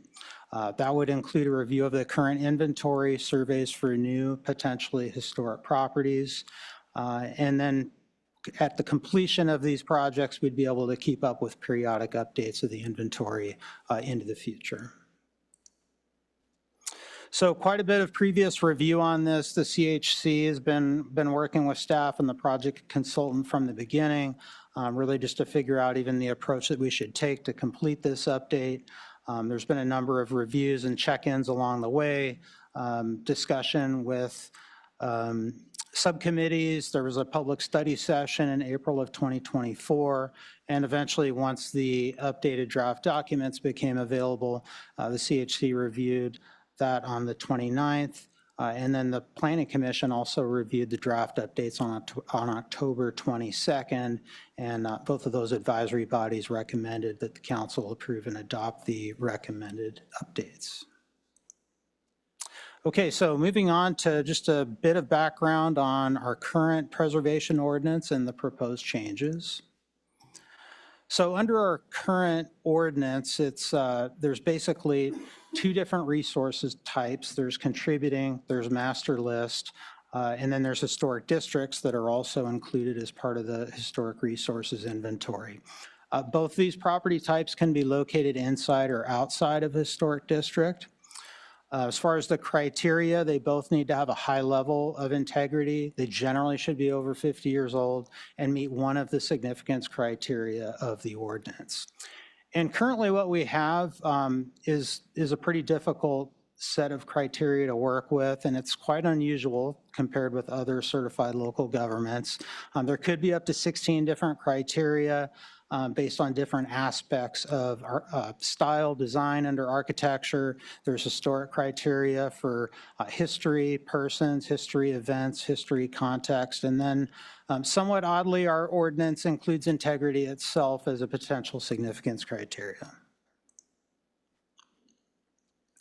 So for contributing properties, they're to maintain their original or historic character, and then they need to contribute to the character of a neighborhood, a district, or the city as a whole. And then master list are the city's most unique and important resources. This is important because properties that are designated either contributing or master list, those are then subject to requirements of the city's historic preservation ordinance for any proposed alterations or new construction. And here's just some examples of the types. On the top, you see just a few examples of contributing properties. The one to the left and the one in the center there, those are actually not located in historic districts. The one to the left is in the area known as the Anholm District, which was once being considered for a historic district. And then the one in the middle there is on Woodbridge, in an area that was being considered for a district known as Little Italy, which never became a district. And then you see the master list examples. Typically, these are larger homes with more ornate details. Usually they have excellent integrity and they have quite a story to tell in terms of the history that happened there, who lived there, in addition to the architectural characteristics.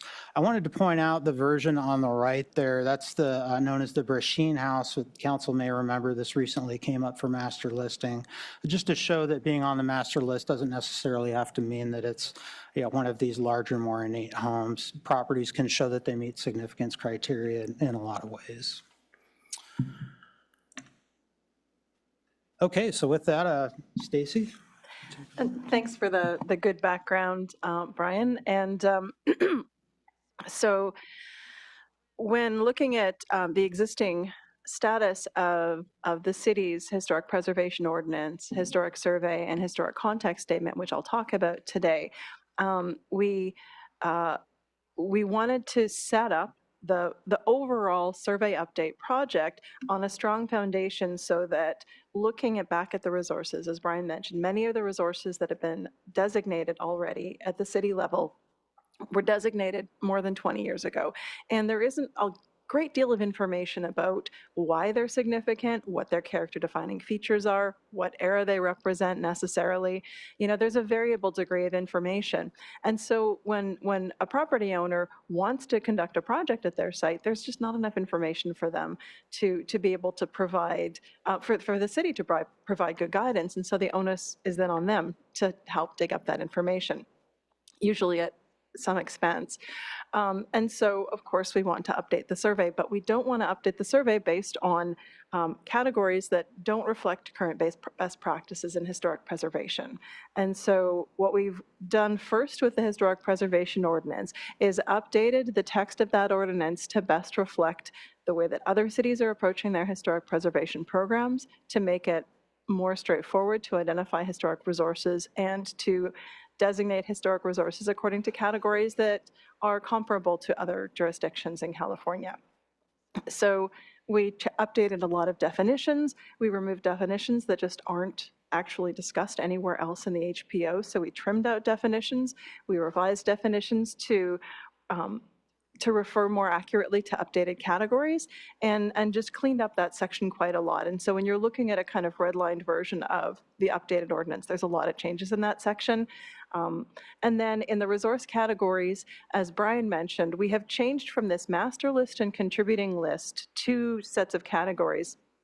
We're keeping the two sets of two levels of designation because the city has it. There are hundreds of resources already designated, and we didn't want to disrupt that system too drastically. But we did need to change to reflect the fact that there actually are three types of resources in the city. We have changed the name of the master list to landmarks, which is more aligned with current terminology and historic preservation. Now, landmarks are the highest level of designation for an individual resource in the city at the local level, barring California Register or National Register designation. And we've changed a little bit, and I can't remember if we have a slide about this later. Oh, I think I do, so I'll leave that for later. We have identified individual local register properties. These are properties that are individually significant, but they might not have the same kind of significance that could be recognized outside of the city of San Luis Obispo. They might be a local family that lived there. It might be a store or a business that was really significant at the local level, but maybe doesn't have as good integrity as a landmark, or maybe just doesn't have that same level of significance. Then there are also properties that are inside of a historic district, and they contribute to the significance of that historic district, but they might not rise to the level that makes them individually eligible. And a lot of the little houses that we see, little buildings that are inside of these previously defined historic districts, which are currently being treated as individual resources, might better be considered as contributors to a historic district.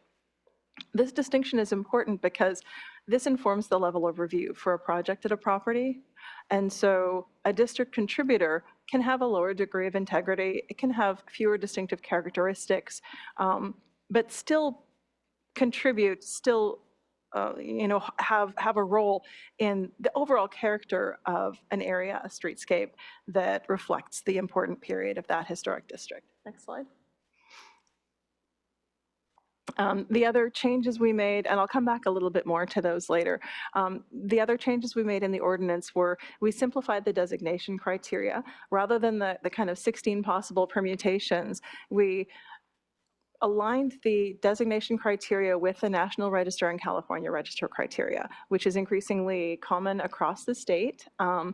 And what that does is it gives 4 criteria, one for important events or associations with historic patterns, one for associations with important persons, one for architectural significance, and that can be a style, a building type, a construction method, or an important architect or designer, and one that was previously missing from the criteria in the ordinance, which was information potential, which mostly relates to archaeological sites. There are aspects of the ordinance that do involve, that do provide for the protection, identification, and treatment of archaeological resources. The historic context statement doesn't deal too much with that, but we needed to make sure that the ordinance had adequate language to include archaeological resources as well. The other thing we did is we took out integrity as a criteria for significance. I'm not quite sure in the history of the ordinance where that came in. The very detailed criteria seem to have been written in the early 1980s, but it was more recently that integrity became its own criteria.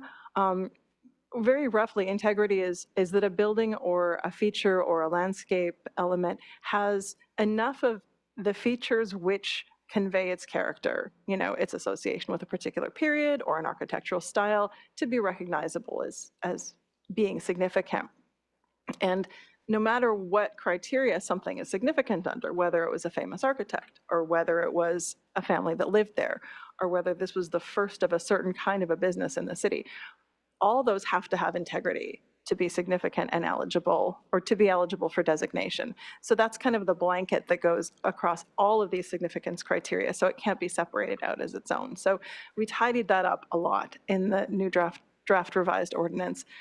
We changed the designation process a little bit as well to make the process less onerous. Fewer properties need to achieve city council approval. Only landmarks require CHC review and recommendation, and then city council review and approval. Local register resources can be reviewed by the CHC, a recommendation be made to staff, and the director can then designate those resources, can add them to the list. Historic districts are a little bit different. Next slide. in that they are a planning category and so need to go to the CHC and the Planning Commission and City Council because those are a zoning designation. So this is just a summary, again, of the kinds of resources that are present in the city. There's the landmarks, they're the highest threshold for significance and integrity. They have more stringent project review requirements, and so a property owner of a landmark might have less latitude to change windows, change doors, add a porch, add a second story. The other side of that, though, is that landmarks cannot be designated against an owner's objection. And so there has to be buy-in. It is a more rigorous process to be designated as a landmark, and there are higher standards. But also those properties are eligible for the Mills Act, which is a tax relief program, the intent of which is to provide relief from property taxes so that that money can be diverted into rehabilitation of the historic building. Locally significant, local register properties, again, are just kind of a step down in rigor as far as project review is concerned. There are also going to be, at the end of the survey, properties within districts and outside of districts which are just found not to be significant. Age eligible, not significant, that can be registered by planning staff so that when a project applicant comes in, they can say, oh, we've looked at your building. I know it's age eligible, but we've already found this not significant. You don't have to worry about this particular level of review. And then there will be, as there's a rolling age eligibility for historic properties, once your citywide survey ages after a few years, you're going to have an increasing number of properties that are becoming age eligible but haven't yet been evaluated. And once you feel like you have a critical mass of those, 5 years for a survey update is maybe a little optimistic. It's a great idea, but 10 years at least is probably where to kind of come back and look again when you have a lot of properties of certain types that you might not have a good context for, you might not have evaluated, and at that point you want to kind of do a survey amendment to pull those properties in to get that next information. Okay, next. Within historic districts, just briefly, every district has to be significant under one of the criteria that are outlined in the ordinance, and every district has a definable geographic boundary, which is justified based on what that district is significant for. And within every district, there are contributors, which are considered part of the historic resource that is the district. And there are non-contributors, which may have been built after the period of significance of the district. They might have been changed so much that they just no longer reflect that district's character.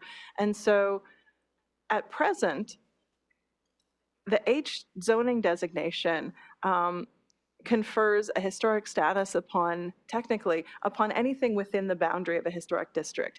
How historic districts are managed, though, that is almost never the case. There are always elements within districts that don't contribute and which need to be treated differently from a planning perspective. And so in any district, you might have individual landmarks that have their own status that also contribute to the district, local register resources that also contribute to the district, straight up contributors that only contribute to the district and are not individually significant in any way. That's their only status, is that they contribute to the district. You also have non-contributors, which don't have any historic status at all. If you were going to demolish one of those contributors, or non-contributors, pardon me, though, the new construction would need to be reviewed within the context of the district. So there's still some, those properties are not the same as not significant properties outside of a district, but they have a lower level of stringency than contributors. Next slide. We changed some of the requirements for designating historic districts. The previous ordinance had a long list of different kinds. This is a little bit of what I've just said. You need to define the boundaries and the contributing and non-contributing parcels. The previous ordinance did not require all property owners within a district to be notified before a district is designated, which is very important. You need to have at least notification and the opportunity to object or support a historic district, because this impacts your properties, how you manage your property. Next slide, please.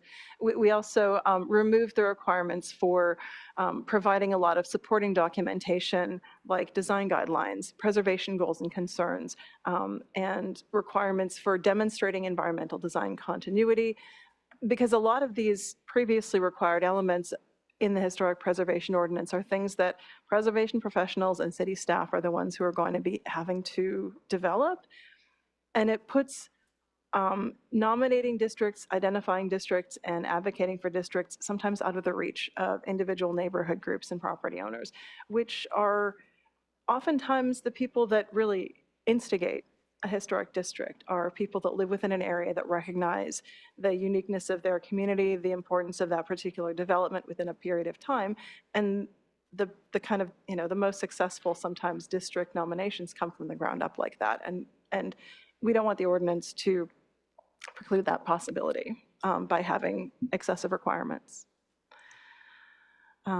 Just briefly, I'll go into the historic context statements changes.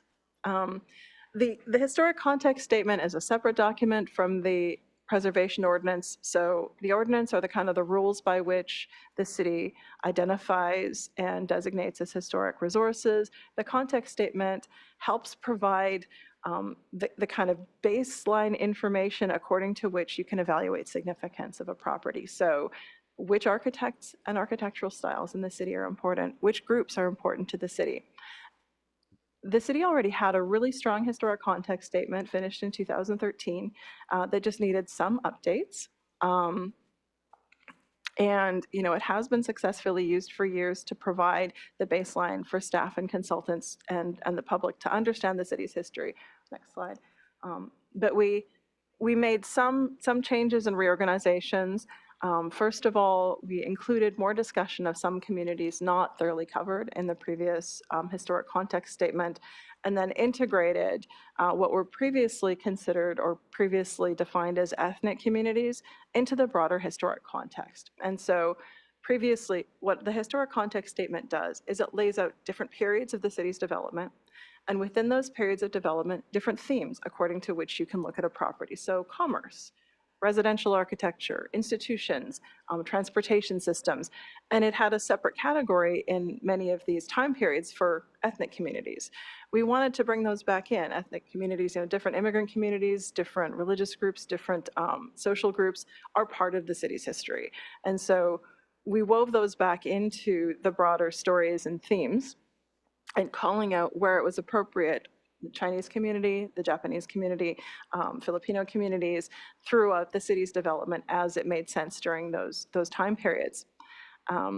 We added a section kind of in the later time periods, introducing the city's LGBTQ+ history, which starts, later than the historic context statement really goes to, which means that we kind of provided the framework according to which, as some of the sites that are and buildings and places that are associated with LGBTQ history become age eligible, consultants, staff, the public will begin to have a framework for understanding the significance of those sites.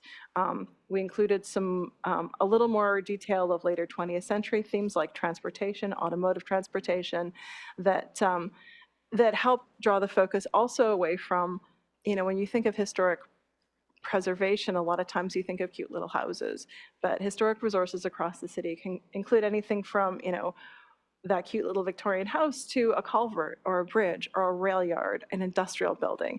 There's a wide variety. And so we wanted to make sure that we filled out some of those in the later 20th century that are becoming age eligible and are really important to the city's history, and give a baseline for people to look at those. And then lastly, we updated the procedures and the standards for evaluating properties to align with the new significance criteria in the historic preservation ordinance. And so, the kind of trimmed down 4 criteria for significance and integrity requirement, we updated the ordinance's, sort of instructions for evaluating historic resources to reflect that change.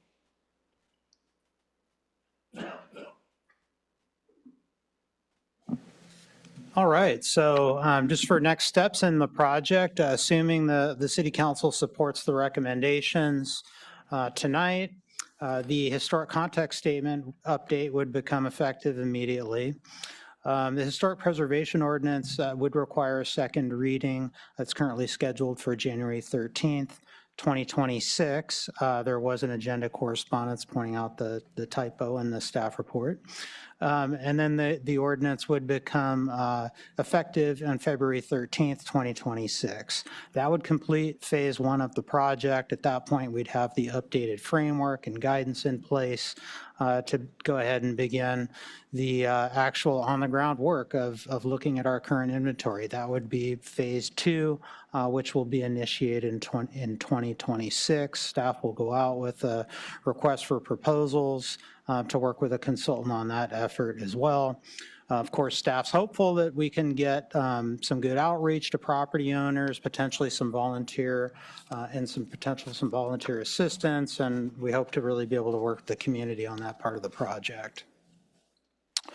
I want to just briefly highlight an agenda correspondence. As I noted, there was Mr. Alan Cooper's correspondence pointed out that typographical error that I just noted.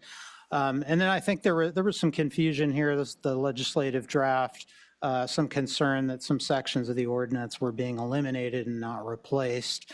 So the concern was that the section having to do with historic gardens, site features, signs, and other cultural resources was being removed. That's not actually the case. That those sections have been reorganized, and that component is now in the definitions and in the listings component of the ordinance. So there certainly is no intent, or I think that the updated ordinance clearly will continue to recognize those features as historic resources. And then there was a concern that the recommended updated significance criteria wasn't included. And that can certainly be confusing because the numbers change, but it is included in the draft exhibit showing the historic preservation ordinance update. That's that should address those concerns in that correspondence. And the environmental review component of this is that this would be an action by regulatory agencies for protection of the environment, and therefore the project would be categorically exempt. And again, here's the staff recommendation to approve the updates to the historic preservation ordinance and historic context statement. That concludes our presentation, and we are both available for any questions.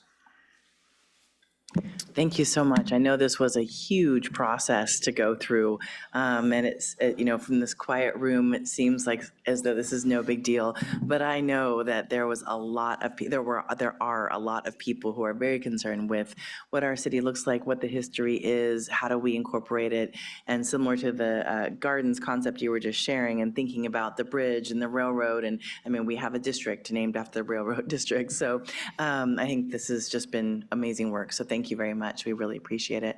Really just a small question. You mentioned about getting property owners and volunteers potentially involved, and I know there are people who are really interested.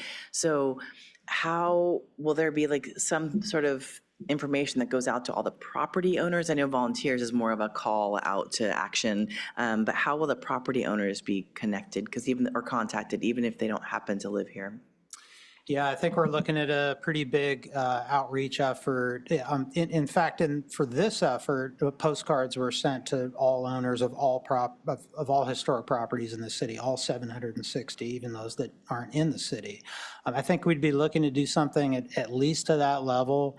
Probably more outreach. I think we'd be looking to work with the communications team to get some strategies behind that, perhaps even more on the website. Currently, the project website already has some places where property owners can sign up to be contacted when we begin phase 2 of the project. And then I think as we go out with our request for proposal, it also would be nice to hear in our responses back from prospective consultants what their experience has been and what they'd recommend as far as how to really engage the community. Yeah, that sounds fabulous. Thank you. All right, no other questions that I see. So Oh, you do. Vice Mayor. Thanks. Yeah, just a couple things that I kind of noted as I was reading through.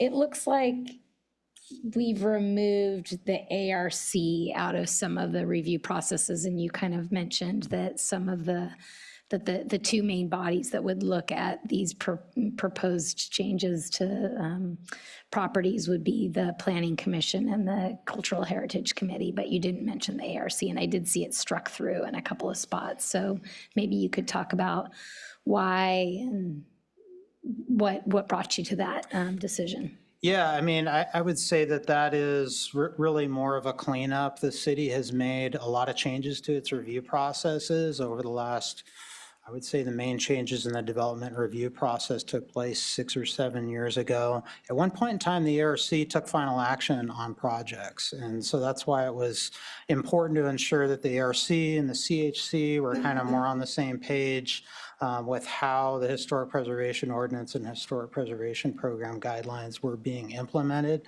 Now it's a case where the reviews are really bifurcated. The ARC is very focused just on community design guidelines and some of the relevant policies having to do with design.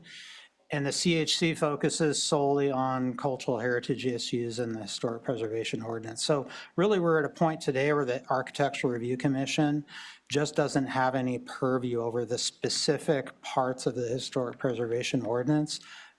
There is still a degree of overlap, although that there are some, the ARC reviews the same projects sometimes that the CHC also reviews, and there are also components of the community design guidelines that also speak to similar issues. So long-winded answer to that, technically the ARC doesn't have purview over this ordinance. They have some related review, but this just really sort of brings the ordinance up to where we are today with our development review So process. just sort of making this line up with what the current practice has been anyway. Exactly. Okay.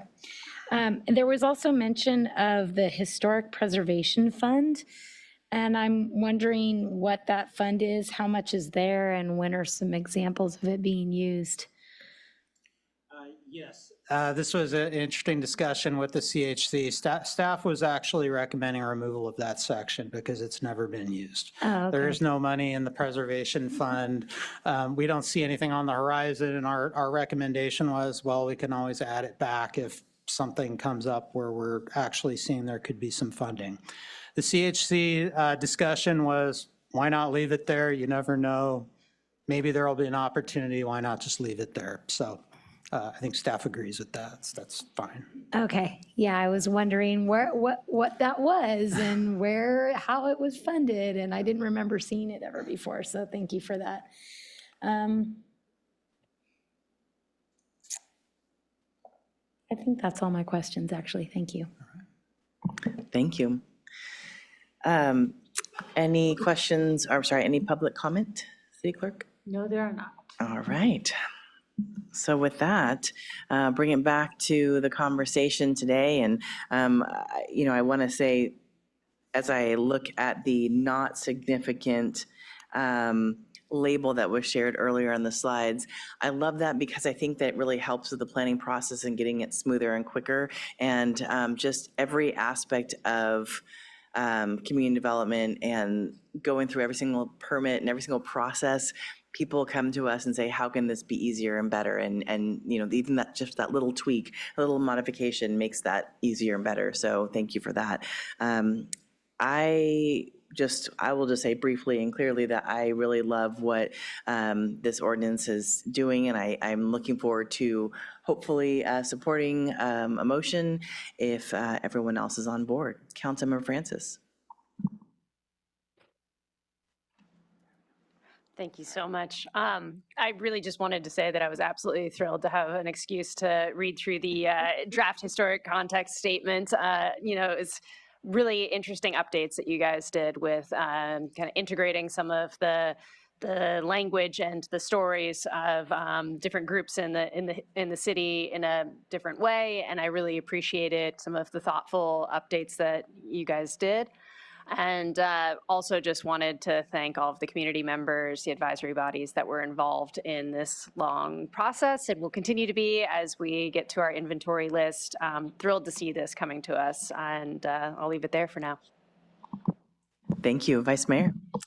Thanks. Yes, I know this has been a long time coming and a heavy lift, and at the same time, this is kind of just the beginning, it seems like. So the bigger part that I'm concerned about is the next step of reevaluating all the properties and the communication piece with all the property owners. And I'm sure it'll be fascinating, but at the same time, just a really big, heavy lift. And I also got a kick out of looking through the context statement and seeing all the pictures of the historic properties, and it seems interesting how you would even create a district. It seems like it would be a big sort of grassroots effort in order to do that, unless it was initiated by the city, which also seems like a heavy lift in a different way. So thank you and good luck on the next step. Thank you. Councilmember Boswell, anything to add? Just a thanks to staff and especially to the CHC for all their volunteer time in making this happen. It's a great update, and I agree. Reading anybody watching, you should pull the agenda and read the historic context statement. It's just it's a great read about the history of our community. Agreed. Thank you. Often people say, well, what does slow look like? What does that mean? And I think this is a great way to kind of have that conversation. Well, with that, I am happy to make a motion to move forward staff's recommendation. And is there a second? Councilmember Francis. I will second. Wonderful. City Clerk, can we have roll call, please? Mayor Stewart? Yes. Councilmember Francis? Yes. Councilmember Boswell? Yes. Vice Mayor Schwarzman? Yes. And the motion passes 4-0. Thank you so much, and look forward to the next steps. Thank you so much. Well, amazingly, it is 7:48, and we only have one more thing on the. Oh, that's true. That's true. Sorry. Just I got ahead of myself. I was so excited. It's sewer time. All right. Sorry, it's I think the last meeting of the year, a little punchy. All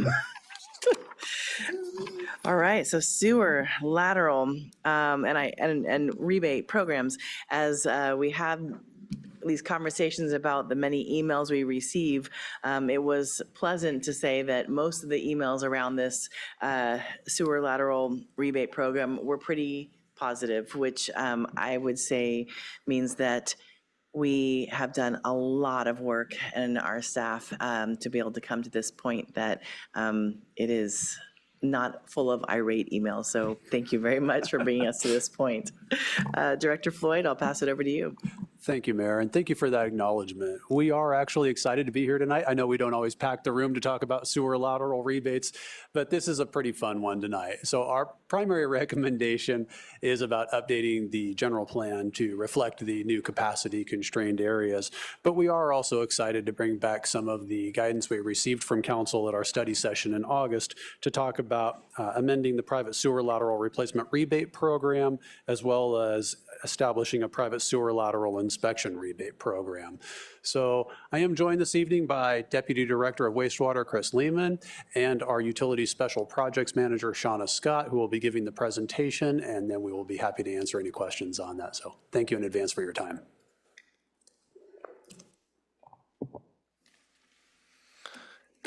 Thank you, Aaron. Good evening, Madam Mayor, members of council. Aaron might have been a bit joking with the enthusiasm, but we are excited to be here. We're following up on a lot of public engagement and feedback that we've had from the community, and really trying to adapt a very unpopular program, but a very necessary program, and expecting this program to evolve over time as the data flows in, no pun intended. We do have 3 recommendations this evening. The first is to adopt a draft resolution, which is attached, which is to amend the wastewater element of the general plan We have a second recommendation to adopt a resolution that amends the existing private sewer lateral replacement rebate program, and additionally adding a inspection rebate program, and then define that these actions are exempt from CEQA. So I'll run through these slides fairly quickly, but wanted to provide, again, some of the background for those listening and watching and here in person today about what we're talking about. So we're talking about private sewer laterals. These are the private infrastructure that connects a property to the city's wastewater infrastructure. And so you'll see a depiction here. The private sewer lateral is the horizontal line that's connecting to the city's sewer pipe there. Taking a look at some of the issues that we see with these sewer laterals, as you can imagine over time, these pipes degrade. Some of the older materials were made of clay and materials that just don't last forever. So we have a very old town. We have infrastructure dating back to even the 1890s. We still have some in place today. And so you'll see issues with these pipes over time, that we have roots that get into the pipes through the cracks in the pipes over time. And all that allows increased water to flow into the system. And ultimately, the big issue that we have and that we see as a risk is sewer spills in the system.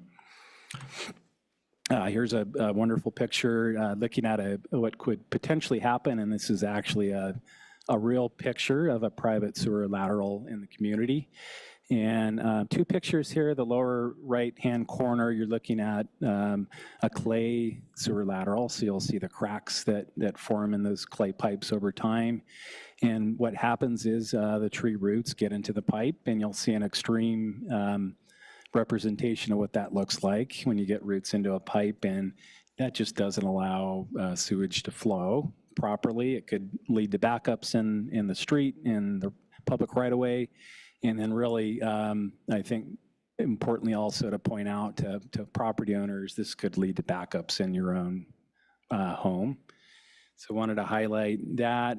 Some of the other issues that we see, this is what we would consider a completely failed lateral, in that there's voids and gaps in the line. And this could lead to a collapse. It could lead to extreme blockage that really can't be repaired at this point. So I wanted to point out a couple of the photos that we've observed over time. And that leads us to really 4 questions we presented to council back on August 19th, study session.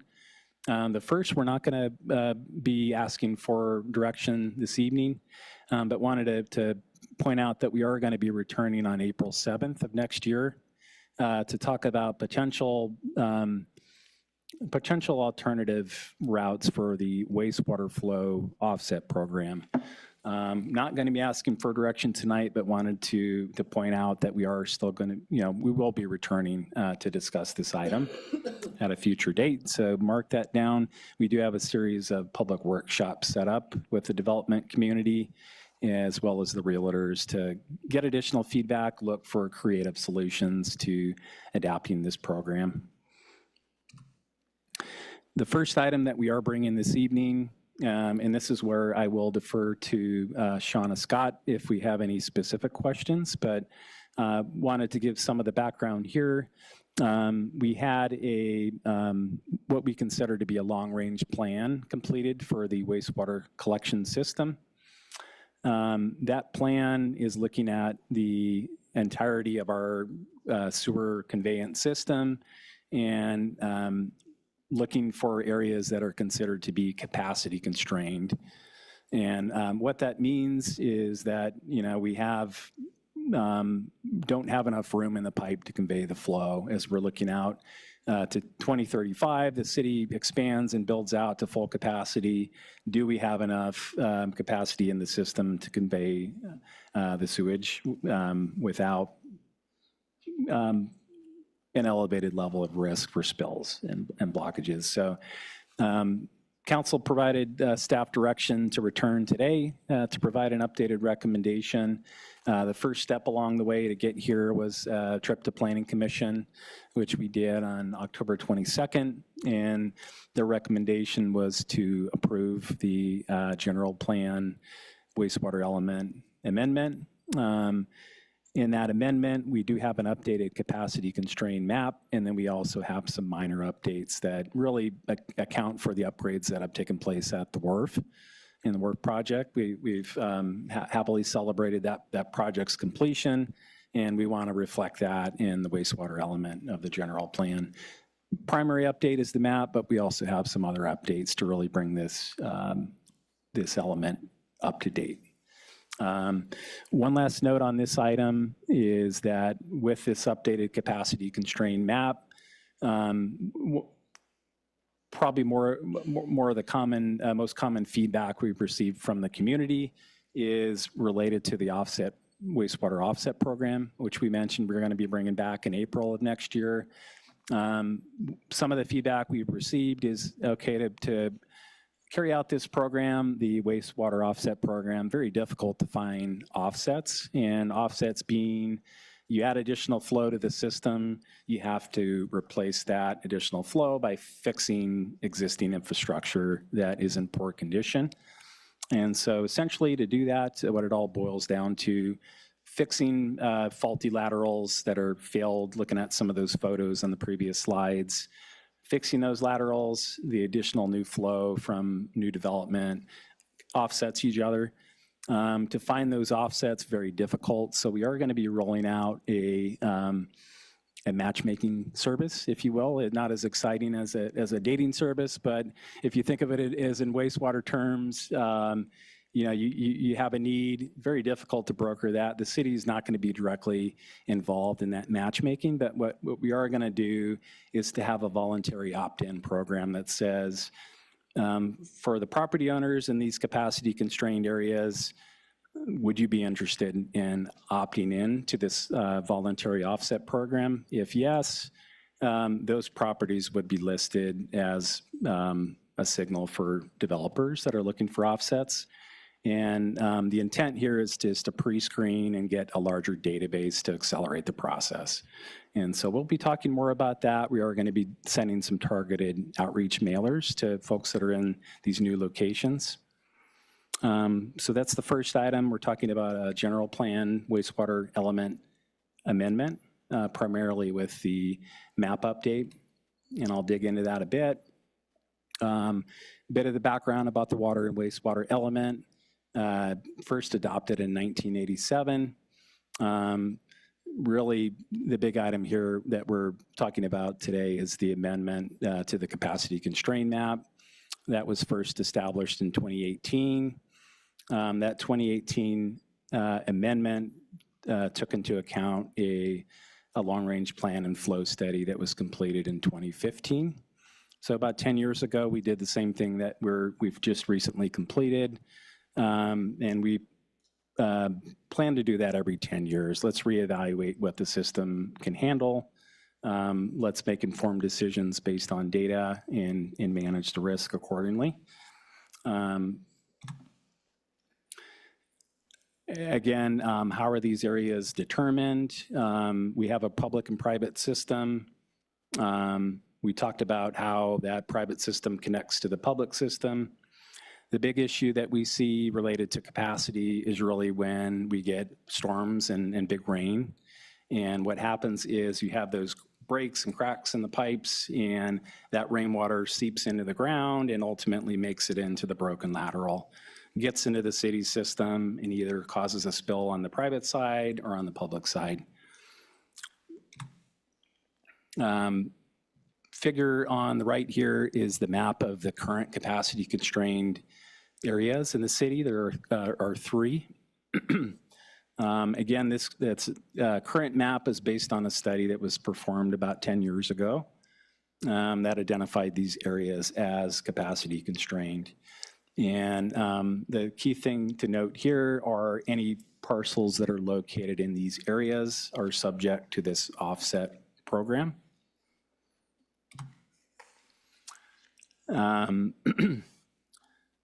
I'm going to skip that slide, and I'm going to, it's been a long night. So moving forward, fast forward to 2025. We did a study in 2015. We did another here, 2024 leading into 2025. We have a very long acronym here, the Wastewater Collection System Infrastructure Renewal Strategy. Again, this is a long-range plan for the collection system. We're looking at 10 years to build out of the city. And we want to accurately predict our ability to accommodate intensified development and growth in the city.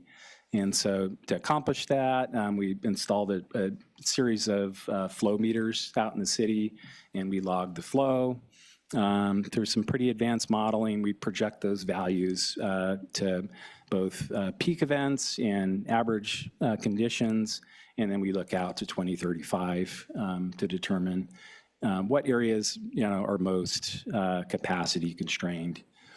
And with that, that study produced a number of recommendations. The areas in blue and pink are the existing capacity constrained areas. So you have one over near the Foothill area. There's another teal area in the downtown, and then another up near Cal Poly in the I mixed those up, I'm sorry. The Foothill area is the northern area, the downtown is central and blue, and then Laguna to the east or to the west. And then with these areas, the updated study produced new recommendations. We're essentially keeping the pink area, which is the Foothill area in the north there, with a slight modification. There's a small addition with the green. The two teal areas are being removed. And we talked about this a bit in the August study session, but a number of reasons why these areas have been removed. But it really comes down to a combination of city capital improvement projects and in addition to the private improvements that we made through programs like the lateral offset program and our rebate program. So really, together we're making that progress.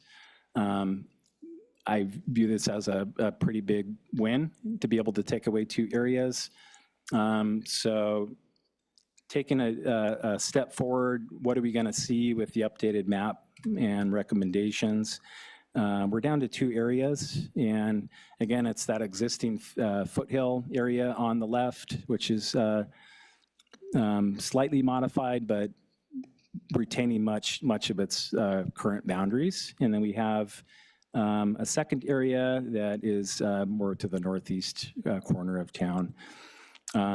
Once this map has been adopted, if we council directs staff to move and adopt this general plan amendment, we do have a public portal, and we have a short link there highlighted in purple, slowcity.org/laterals, and that'll take anyone from the public to a map where you can punch in your address and look up the condition of your private sewer lateral. We don't have every lateral on file. We have about 65% that we just don't know the condition. So part of the recommendations this evening are really designed to accelerate that collection of data for the unknown 65%. So the next item being proposed this evening is to bring forward a new rebate program. And this is centered around the need, as I mentioned, for data collection, looking at that 65% of unknown. We want to accelerate getting that data set expanded. Council gave us direction in August to come back this evening with an updated recommendation for this program. So the terms that would be tied to this program are included in the resolution. To summarize, this is a $350 rebate that would cover the cost of most private sewer lateral inspections. if for those inspections that exceeded $350, it would be capped at that amount.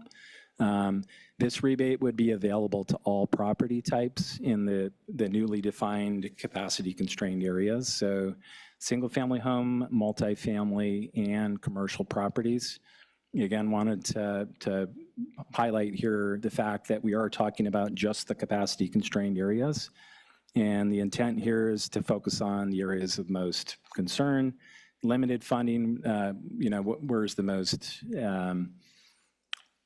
where's that money going to go the furthest? And we're really trying to center around what the remaining issues are in the system. No retroactive rebates are being recommended. One rebate per parcel over the lifetime of the property.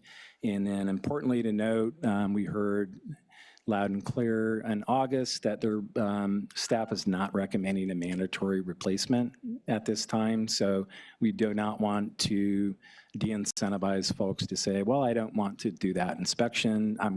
It's gonna be followed by some requirement. We want to start with collecting the data. We are going to revisit potential, what do we do with that data for, again, thinking about those photos of the failed and the poor laterals. What do you do with that data? Can you ignore it? We're not proposing to take any action at this time. We just want to get the data. So this is the new private sewer lateral inspection rebate program. And then the last update that we have for this evening, again, bringing forward from this August study session, is to expand the eligibility requirements of the existing private sewer lateral replacement program. So for folks that are looking to replace their lateral, we want to give you a high five. Thank you for thinking about that. First step, you got to get the camera work done to know what you're dealing with. These are buried assets that homeowners, property owners don't really think about until it's too late. So we want to get the inspections performed, and then for folks that are ready to make the leap and get that lateral replaced, we've had some great success with the current rebate program. What we've heard is there are other property types that have issues, and so the resolution that staff have brought forward tonight are to expand eligibility, keep the eligibility citywide for single-family homes, and for properties that are multifamily or commercial, again, in these new capacity-constrained areas, that they would also qualify for the rebate.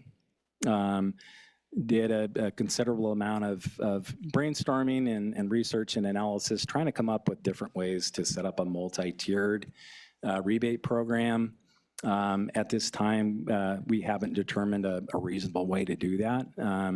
Looking at the data and some of the cost estimates that we've seen from various projects, there's not a one-size-fits-all, unfortunately, and we've seen single-family home lateral replacements exceed the cost of multifamily. And so at this time, we're not recommending a tiered rebate structure, but we are recommending to expand the eligibility to multifamily and commercial in these two areas. So to summarize, we do have 3 recommendations this evening. The first is related to the general plan amendment to update the map. The second related to the expansion of the existing replacement rebate to cover those multifamily and commercial properties, and additionally to add the new private sewer lateral inspection rebate. And then lastly, to find that these actions are exempt from CEQA. And with that, I will be happy to take any questions. Well, thank you. That was very thorough, and I feel like we have been talking about this a long time, so I don't have a massive amount of questions. But the only question I guess I would say is for the stay tuned for meetings kind of thing, is there a specific e-notification people should sign up for, or is it just kind of keep watching social media? What does that look like? Great question. So a couple of ideas that we have. Social media outreach is part of the plan. Additionally, we found one of the best methods of communication is just a billing insert or a mailer. Really, again, want to focus on those homes that are in those two areas as the high priority. But some targeted outreach through mailers, social media, and then we do have a series of public workshops that we're setting up with the development community, with the realtors, and we're considering what another public forum might look like. Also looking at things like farmers market, where we can reach folks most effectively in their normal daily life. Thank you. I just know that sometimes some of us have moved off of getting mail for our bills, so I was just trying to think about where people are getting that information. So thank you so much. Vice Mayor. Yeah, with the new inspection rebate program, I'm just curious, since I'm assuming the 62% that we have information about are all around the city, not necessarily in the capacity constrained areas, or maybe they're in the old capacity constrained areas, but wouldn't there be an advantage to maybe doing the rebate citywide because we want that data? And wondered if you had thought about that at all. I think that's a great question, great suggestion. What we're proposing tonight is part of an iterative process. We have a limited amount of funding. We know we have some room to grow. We've got a lot of laterals replaced. There's still a portion of money that's left over. What do we do with that? And I think the thought process here is we have a new rebate program. Let's start and focus on where we know the biggest issue is. Potentially, if we're finding we still have additional funds left over, we could return to council at mid-year or at supplement and potentially expand eligibility then. Want to reserve the money for the areas that are the worst, if you will, first, and then potentially expand beyond that. I do appreciate that the single-family home rebate for lateral replacement is citywide. So that's a nice benefit for folks that might not be in the capacity-constrained areas. But these are resources that we want to protect throughout the city so we don't have more capacity-constrained areas in the future. So I appreciate that. Also just wondering, so assuming that this passes tonight, what would somebody do if they were interested in an inspection or a lateral replacement, and other than go to the website, when will that be in effect?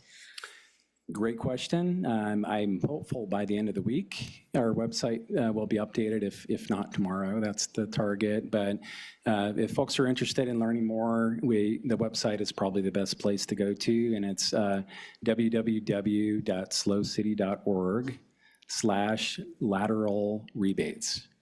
And you can also email us. We have an email address set up just for this program, lateralrebates@slowcity.org. Excellent. Thank you for that. Thank you. I don't see any other council member questions. Any public comment? Yes, we have one public comment. Rachel Whalen.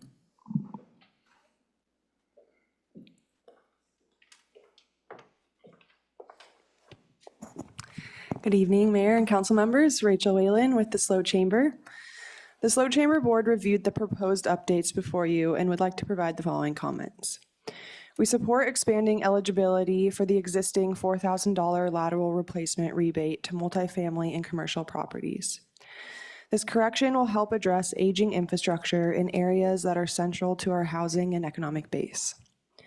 At the August 19th meeting, we encouraged consideration of tiered rebates based on land use type, and we were happy to see that council directed staff to investigate this further.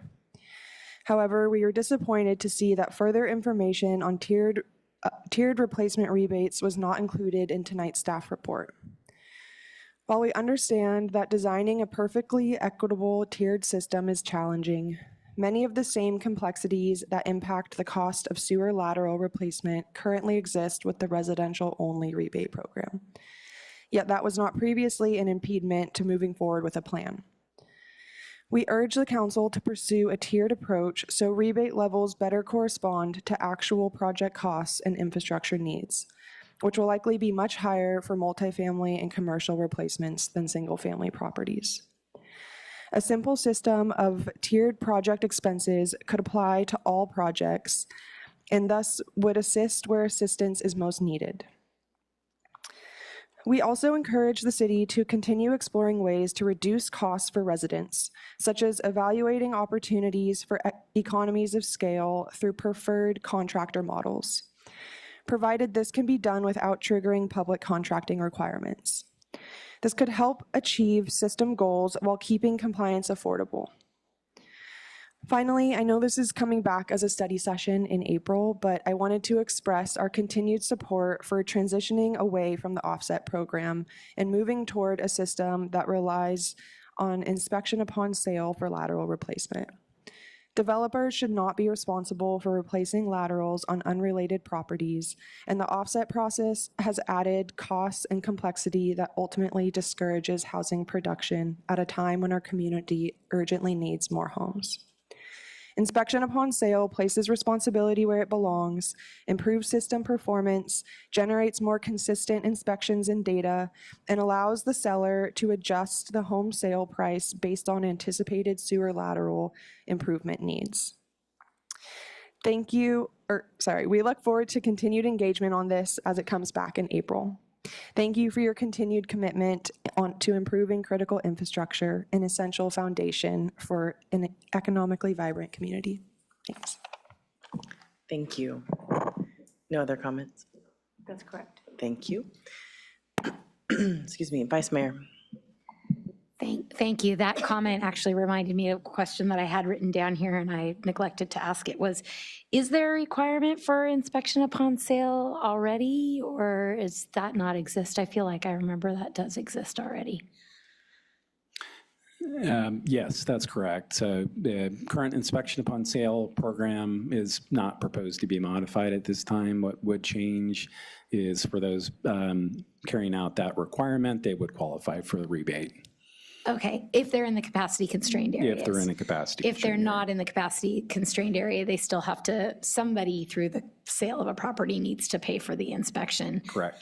But not necessarily a lateral replacement is required depending on so they just have to get an inspection and that information has to be available to the buyer and the seller at the time of the sale. That's correct. And then that information would also be published to the public portal. Right, so that would help you get, that is helping you gather more information slowly on laterals as well. Mm-hmm. Okay, thank you so much. Thank you. Councilmember Francis.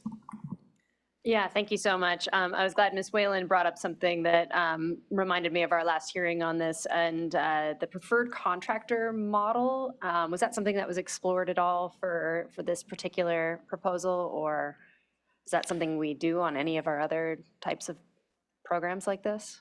So to clarify the question, the proposal would be a preferred contractor list of Yeah, I believe pre-screened that the contractors? chamber wanted to see something along the lines of, here's a list of contractors who do this work and kind of sort of a baseline price, since you talked about the huge variability that some multifamilies were less expensive than single families and the price range was just kind of all over the place. Right. I think they were hoping to see something along the lines of a set list of contractors who perform that type of work and sort of a ballpark of what that generally costs. I know we didn't direct you all to do that work on that, but I was wondering if that's something we do in any other realm. Not to my knowledge. I might phone a friend with Deshauna or Director Floyd. They might weigh in on that.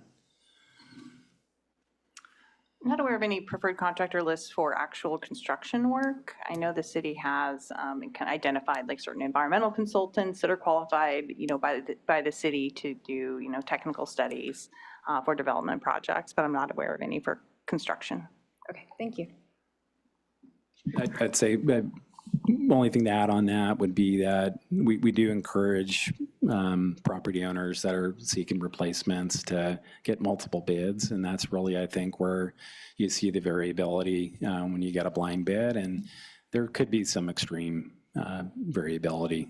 And so we always encourage, get 2 or 3 or even more bids for this work. Really depends on the ability of the contractor and their schedule, and those prices do fluctuate.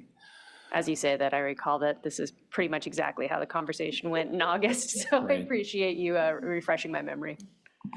It gives me like 3C Ren vibes. Like I know we want to have like, let's get that electric charger plugged in, and we've got some great vendor opportunities that we as a city don't necessarily recommend, but they definitely have people that can help with that. So maybe there's some opt-in opportunities that the community would like to provide. Anyway, moving on to that, Vice Mayor. Yeah, thank you for the great report. As you said, people don't necessarily always want to talk about sewer laterals. It's not a popular topic of conversation, but I know you all have worked really hard on trying to make this easier to understand and provide a way to help offset the cost for our community members. And I appreciate that you have taken seriously, as you always do, the feedback that you get in the study sessions and try to work on meeting the needs that we have asked you to meet. I do hope, I recognize the complexity and probably difficulty in administering sort of a tiered system, especially given the variability that you mentioned, where a single-family lateral can even cost more than a multifamily lateral replacement, depending on the circumstances of the property and how long the lines need to be and that sort of thing. But I do hope that we can continue to monitor that in some way and see if we can figure out a way that it might a tiered structure might be effective to kind of offset the cost for those that it is more expensive for, especially in terms of the multifamily properties where you might have a landlord that's, has a bigger impact on our sewage discharge because they have multiple toilets, multiple fixtures, putting water into the system, and those could lead to bigger spills. If there's a problem. So appreciate this as a first round, but I hope we can consider to look at that in the future and see if there's a possibility of doing it differently or more. Thank you. Thank you. Councilmember Francis. Yeah, thank you so much. As always, just a really excellent report and your presentation. And I believe it was the mayor earlier who said that, we got so much positive feedback from the community, all of the feedback that came in, and that's just an incredible sign of all of the really effective outreach that you guys did. So thank you so much for your hard work on that front. I'll just echo Vice Mayor Shorsman's encouragement that, if a year, 2 years down the road, it becomes more feasible or in our interest to explore a tiered system, I would love to just kind of keep that on our radar, particularly for those larger contributors to our sewage system there. And I know it's not on the table today, but I really want us to be thinking about how we might be kind of moving towards mandating some replacement of some of these failed lines and really starting to get ahead of the more problematic properties here because, it's not great to have these failed lines sitting out there. And I'll leave it there for now. Thank you. I will just echo my colleagues around the tiered information or tiered pricing if possible. And I also very much understand we need the data.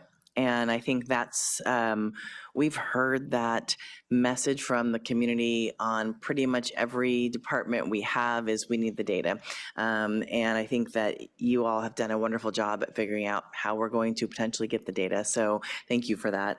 And I just want to echo one more time the win-win, as you mentioned, around the teal or blue, whatever the color was, of by doing the work, we're able to take some of the areas off the map for future needs. So I think that's the goal, right? Is eventually want that to be all cleared again because we have the data, we have the repairs, and we're able to move forward. And I know you highlighted it quickly, but I just want to say it again out loud for the community who might someday watch these meetings. I never know if the one person or 20, but we still have pipes that are made of clay. We still have pipes that are made out of shavings and glue, paper mache. I wish I was being sarcastic, but I'm really not. And I think that as we're talking about this, when a sewer spill happens, we get outraged emails, logically so. And this is part of what we're trying to change, is making sure that our community is safe for all, and whether it's the wastewater side or the water side. So I very much support what you're proposing today. I am looking forward to the study session in April, even though I'm sure that'll be a little more contentious. But, and I also really hope that people consider looking up their personal address and seeing if they are in that, in this kind of safe range or not. And I think the last part I would just want to make sure to add is, if there's any way that there is grants anywhere at all in state level, I would imagine, probably not federal, that we look into that. Kind of what we had this conversation earlier today around, well, we would have had to have had a grant, applied for a grant way earlier for Rigetti. And I feel like sometimes we have these conversations where it's a little too late. So I imagine that we're not the only city out there looking to try to help with sewer laterals and improve our water and grow our community, because that is what we have all been tasked with from the state of California. So we'll just move forward from that and make sure Council Member Boswell, anything to add? And you can give a heads up. Yep, perfect. No, when he's not feeling well, I don't want to pressure him to have to repeat words that we probably are saying already. Vice Mayor. I'm happy to move staff recommendation. Thank you. I'm happy to second. Can we have roll call? Vice Mayor Shorsman, Yes. Mayor Stewart, Yes. Councilmember Boswell, Yes. Councilmember Francis. Yes. And the motion passes 4-0. Thank you so much. And last but not least, we have one more item. It is the abandonment of a portion of Church Street right-of-way, excuse me, right-of-way at 1804 Oso Street. And I don't know if Director Tway, are you joining us? Do you know? Okay. Thank you so much. Supervising Civil Engineer Gabriel Munoz Morris will do the presentation.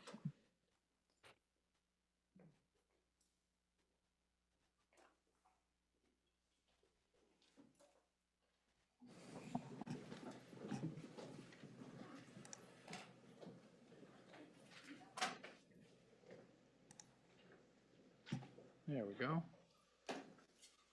Okay. Good evening, Mayor and council members. I am Gabriel Munoz Morris, the Supervising Civil Engineer in the Community Development Department. I am happy to be here to discuss our last item of the evening for regular business. The item is the considered abandonment of a 6-foot wide portion of the Church Street right-of-way. The resolution before the council tonight is for the abandonment of that 6-foot wide portion of the Church Street right-of-way adjacent to 1804 Oso Street. First, I want to start with a little bit of background about the project area. The development project in question that is triggering the abandonment of this portion of this right-of-way is at the intersection or corners of Oso Street, Church Street, and Railroad Avenue. The project area is boxed in red on screen there. The approximate area of the right-of-way abandonment is shown with the blue hatch over it. That's the area we're discussing tonight in the proposed action. Also associated with that right-of-way abandonment is a surplus property that's currently owned by the city, and as part of the original project approvals was envisioned to be transferred to the project applicant to facilitate some of the on-site improvements. And we'll kind of speak to some of the interplay between the blue and the green area throughout the presentation, but I keep them color coordinated to try to keep us on track of which is which. The street view imagery is also kind of helpful just to facilitate understanding of what exactly we're talking about or where we're talking about. So on the left of the screen here, you have, again, a street view image of the intersection of Church Street and Osos.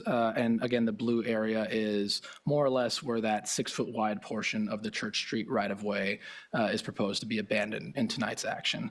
And then on the right side of the screen, you have a street view image from the intersection of Railroad Avenue and Osos Street. And the green area is the approximate location of that surplus property that's to be transferred to the applicant.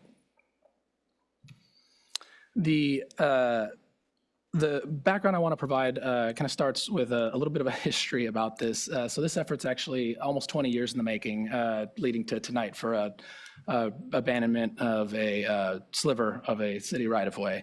The applicant originally came in for a vesting tentative map, and that map was ultimately approved in 2009 by the City Council.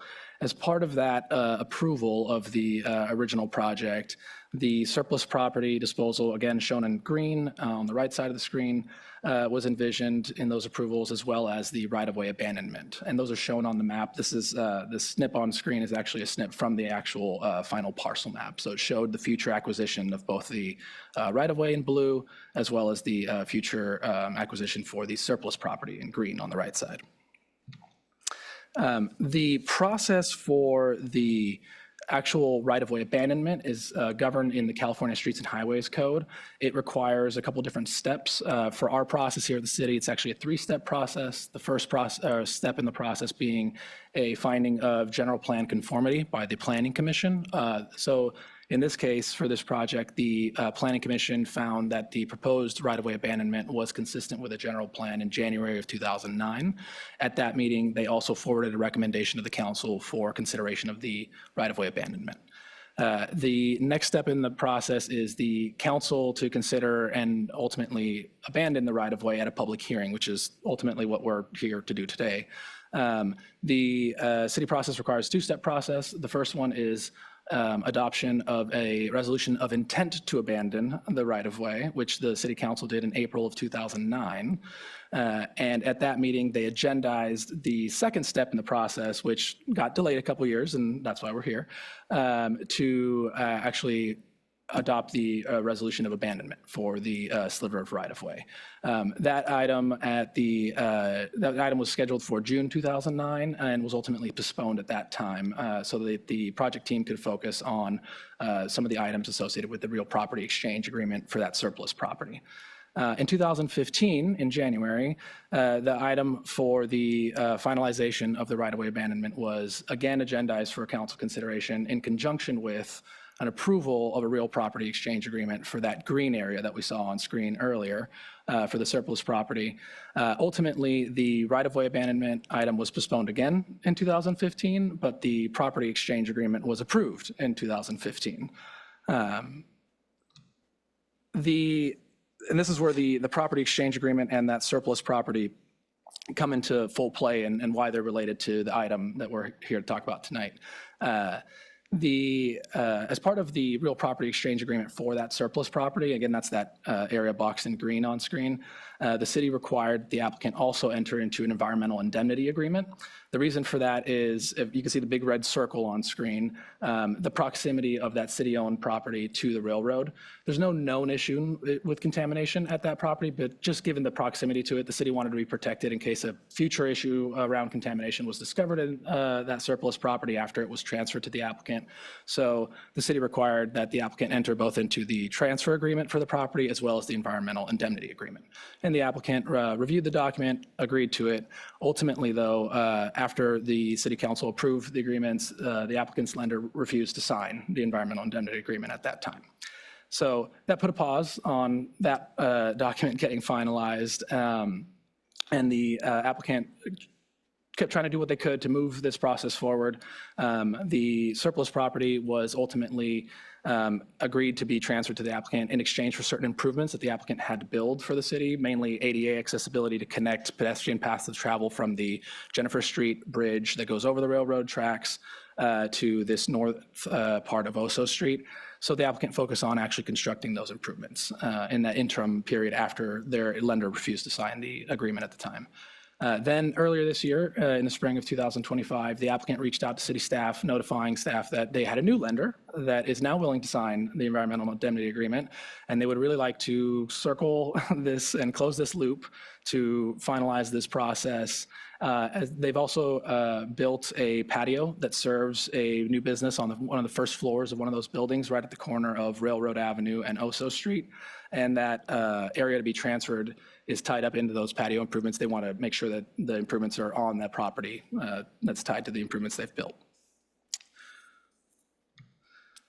So when, in response to the applicant's request to, finalize this effort, staff looked into doing an administrative update of both the environmental indemnity agreement and the real property transfer agreement. As you can imagine, some things have changed. Some names for mayors, council members, public works directors have changed in the last 10 years. So as we performed that administrative update, we actually realized that the way that the environmental indemnity agreement is written, it references the real property transfer for the surplus property, but also the 6-foot wide right-of-way abandonment, both as having previously happened. And we determined that the process had never actually been completed for that right-of-way abandonment. So we confirmed that with the city attorney's office that the prior actions by both the planning commission and the city council for the general plan conformity designation and the original resolution of intent to abandon were still valid and could be continued forward without having to redo those steps. And we did re-notify utility companies. So the Streets and Highways Code does require that the city notify any utility companies that could have facilities that would be affected by a proposed right-of-way abandonment. That process was undertaken in 2015 ahead of that original, or one of the original attempts to complete this process.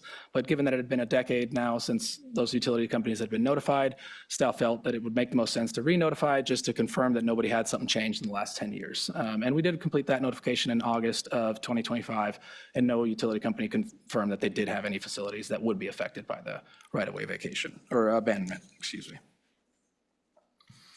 So if the council were to approve the recommended action and adopt the resolution of abandonment tonight, the next steps would be to actually complete that right-of-way abandonment via recordation of the resolution. The applicant's condition provide a temporary pedestrian access easement over a portion of sidewalk that would remain or that would no longer be in public right-of-way until they actually perform some improvements to relocate some sidewalk. Then the surplus property would be transferred to the applicant. That would be the green area shown on screen there. And then ultimately the environmental indemnity agreement and real property exchange agreements would both be executed and ultimately recorded as well. And lastly, I want to take just a second to kind of talk about the use of the abandoned right-of-way if we were to approve it. So kind of going back to the very beginning, the project approvals envisioned abandoning this sliver of the Church Street right-of-way to facilitate the improvements the applicant's trying to build. Those include an additional patio dining area and some expanded building footprints. And the prior approvals around the project deemed the portion of right-of-way to be abandoned as excess right-of-way that's not really needed for the size street that we have in that area, and also discussed the city's attempt to want to de-emphasize the use of the dead-end street on Church Street when really Railroad Avenue is the street that connects between Osos and Santa Rosa further to the north. So there was an attempt to provide a better connectivity for folks, and really this excess right-of-way at 60 feet wide, which is what Church Street is right now, is not really needed.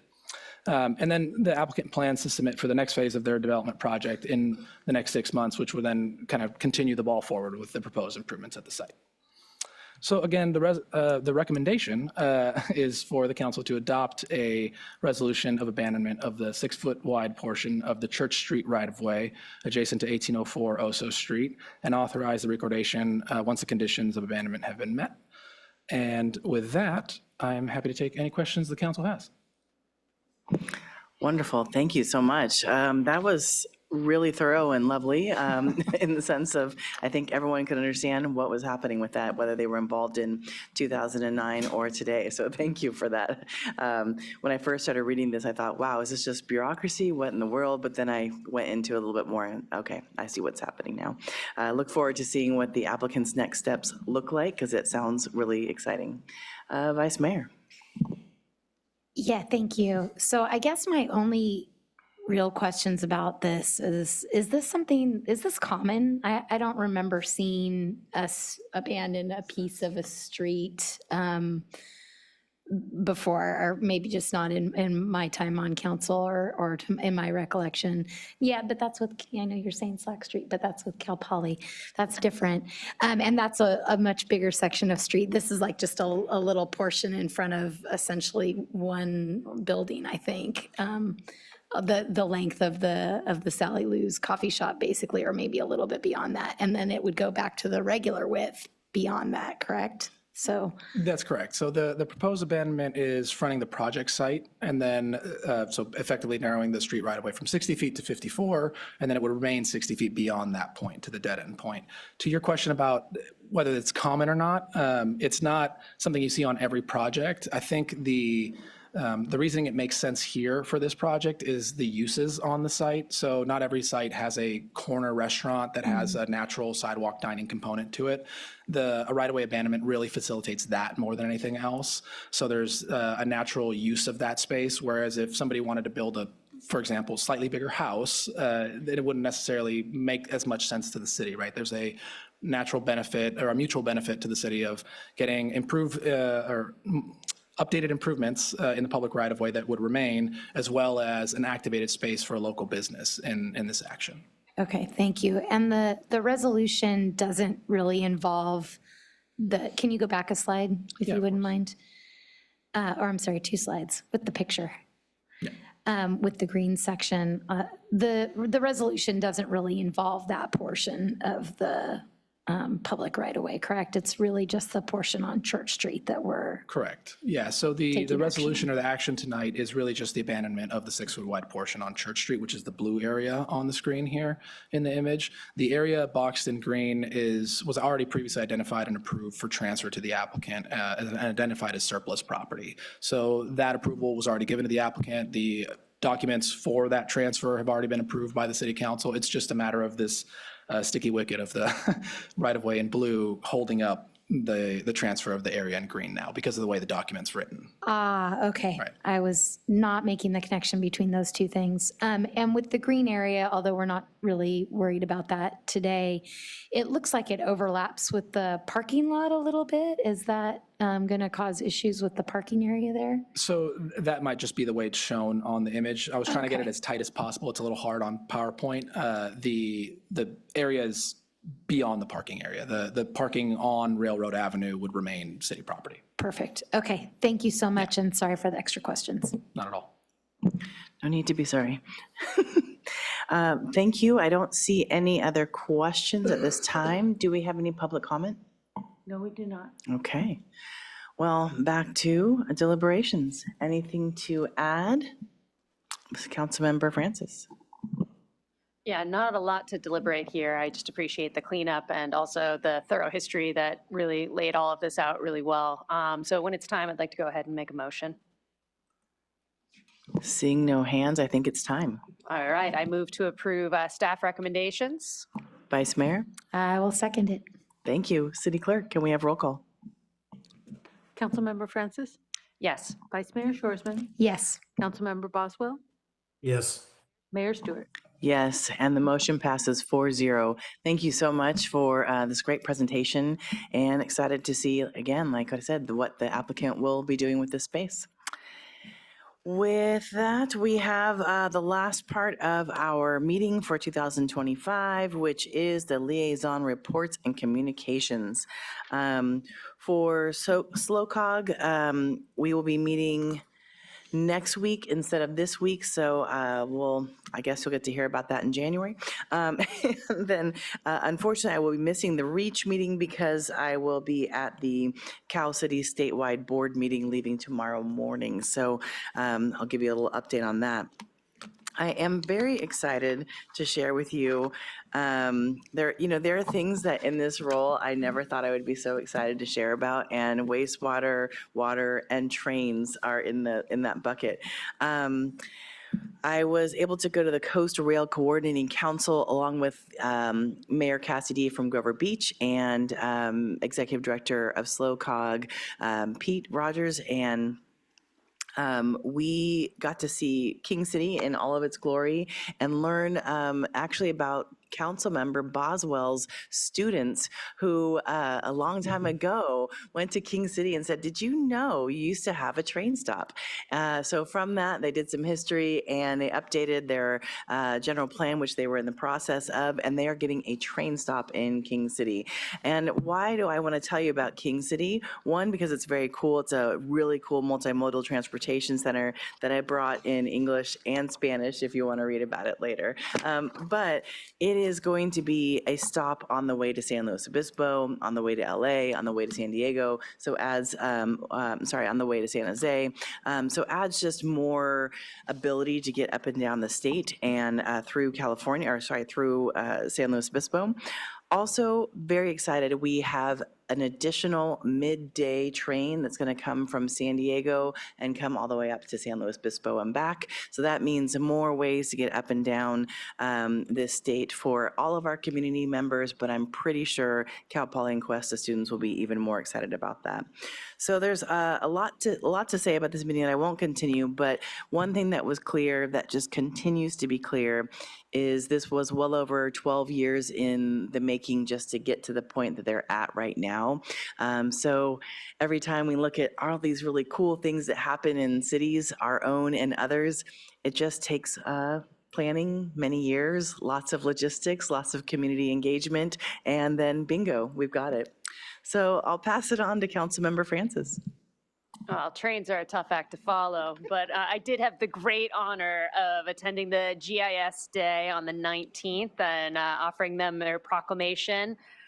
We also played Worldle, which is a nice little version of Where in the World Are You, with just an outline of a country, and visited all the booths there, and it was a really great time. On the 20th, we had Investment Oversight Committee where we updated and reviewed the city's investment policy and management plan. And there was kind of one big change we were looking at. We wanted to update our ESG, which is environmental, social, and governance policy, to make sure that e-cigarettes were something that we are not investing in. And luckily that fell under our tobacco prohibitions. We didn't have to update that. But we also wanted to make sure that we were not investing in gambling and racetracks and casinos. So that language was updated, and the new management plan will come to council, the full council, at some point for you guys to take a look and vote on.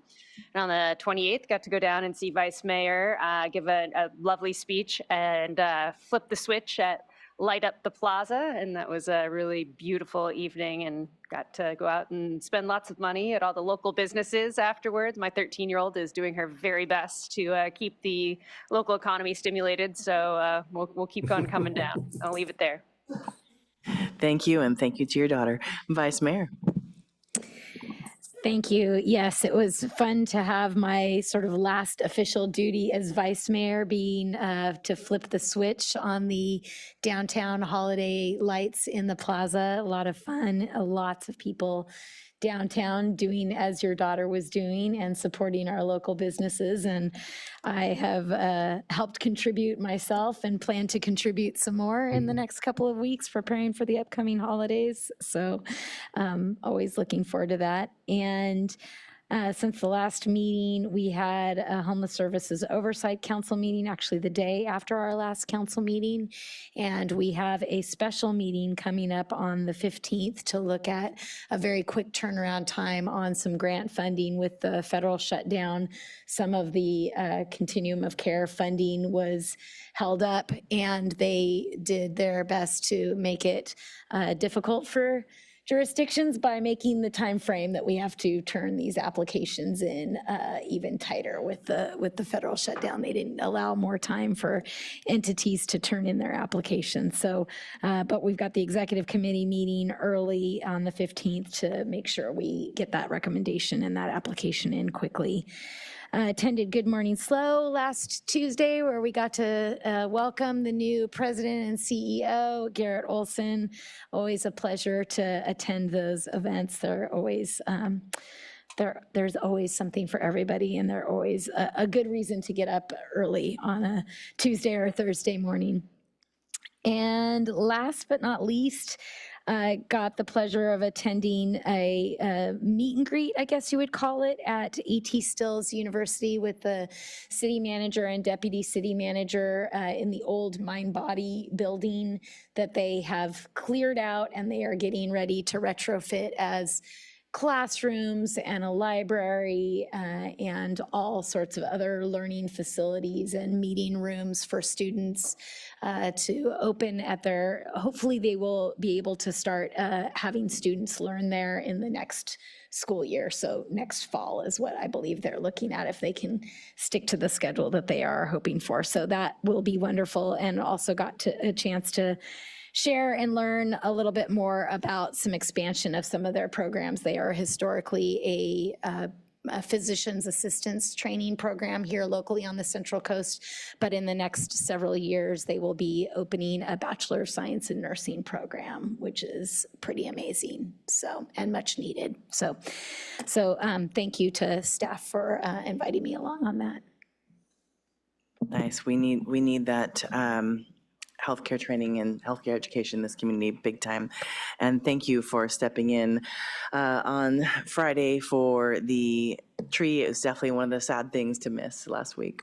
Councilmember Boswell. Yeah, thank you. I probably should just correct the record a little bit. I think the King City idea came from Dr. Kelly Main's students working there, but my students are currently working in King City this year. King City is a wonderful place, by the way. It's 14,000 people, but they really punch above their weight. So a lot of cool stuff they're doing there, including the new train station in a few years. Let's see. I attended for Vice Mayor Shoresman. I attended SCLC last week. LAFCO and Airport Land Use Commission were both canceled, so I didn't attend those. Also attended the holiday lighting. That was good fun, and congrats and thanks you to Vice Mayor Shoresman for serving this year. Great way to go out with the flipping the switch, and it worked, so that's always good. I look forward to serving with our new Vice Mayor Francis this year. And then my final comment is that I don't know if we have anybody in our community that's immigrated from Somalia, but if you have, I just want to know that you're welcome in this community and valued. Thank you. Thank you. Well, with one last thing I did forget to mention is I went to the media day or media evening for the preview of the Cambria Christmas market lights. And it was right before all of the vendors came, but the lights are definitely one of those bucket list items if you haven't done that. We ran into some local people that live in SLO, so what did we do? We came back, enjoyed a meal at Taste, not downtown, but definitely in SLO. And I just hope that you do some fun things, enjoy our community, enjoy where you live, because while I know we have some tough things we go through, this is an amazing place to live and shop and enjoy your family, enjoy your friends, and go from there. So from that, I look forward to seeing everyone at the holiday parade this Friday, I believe 7 p.m. We will be in our best holiday wear on the trolley if all works well, and if not, maybe bring a candy cane or so. And we will see you next year at our next rescheduled regular meeting, which is January 13th. We will have one extra little meeting. It's a special meeting on December 15th at 1 p.m. in the next door in the council hearing room. We will be assigning the subcommittee and liaison assignments. So if you are interested, come on and join us then. Thanks so much. Have a good night and Happy New Year.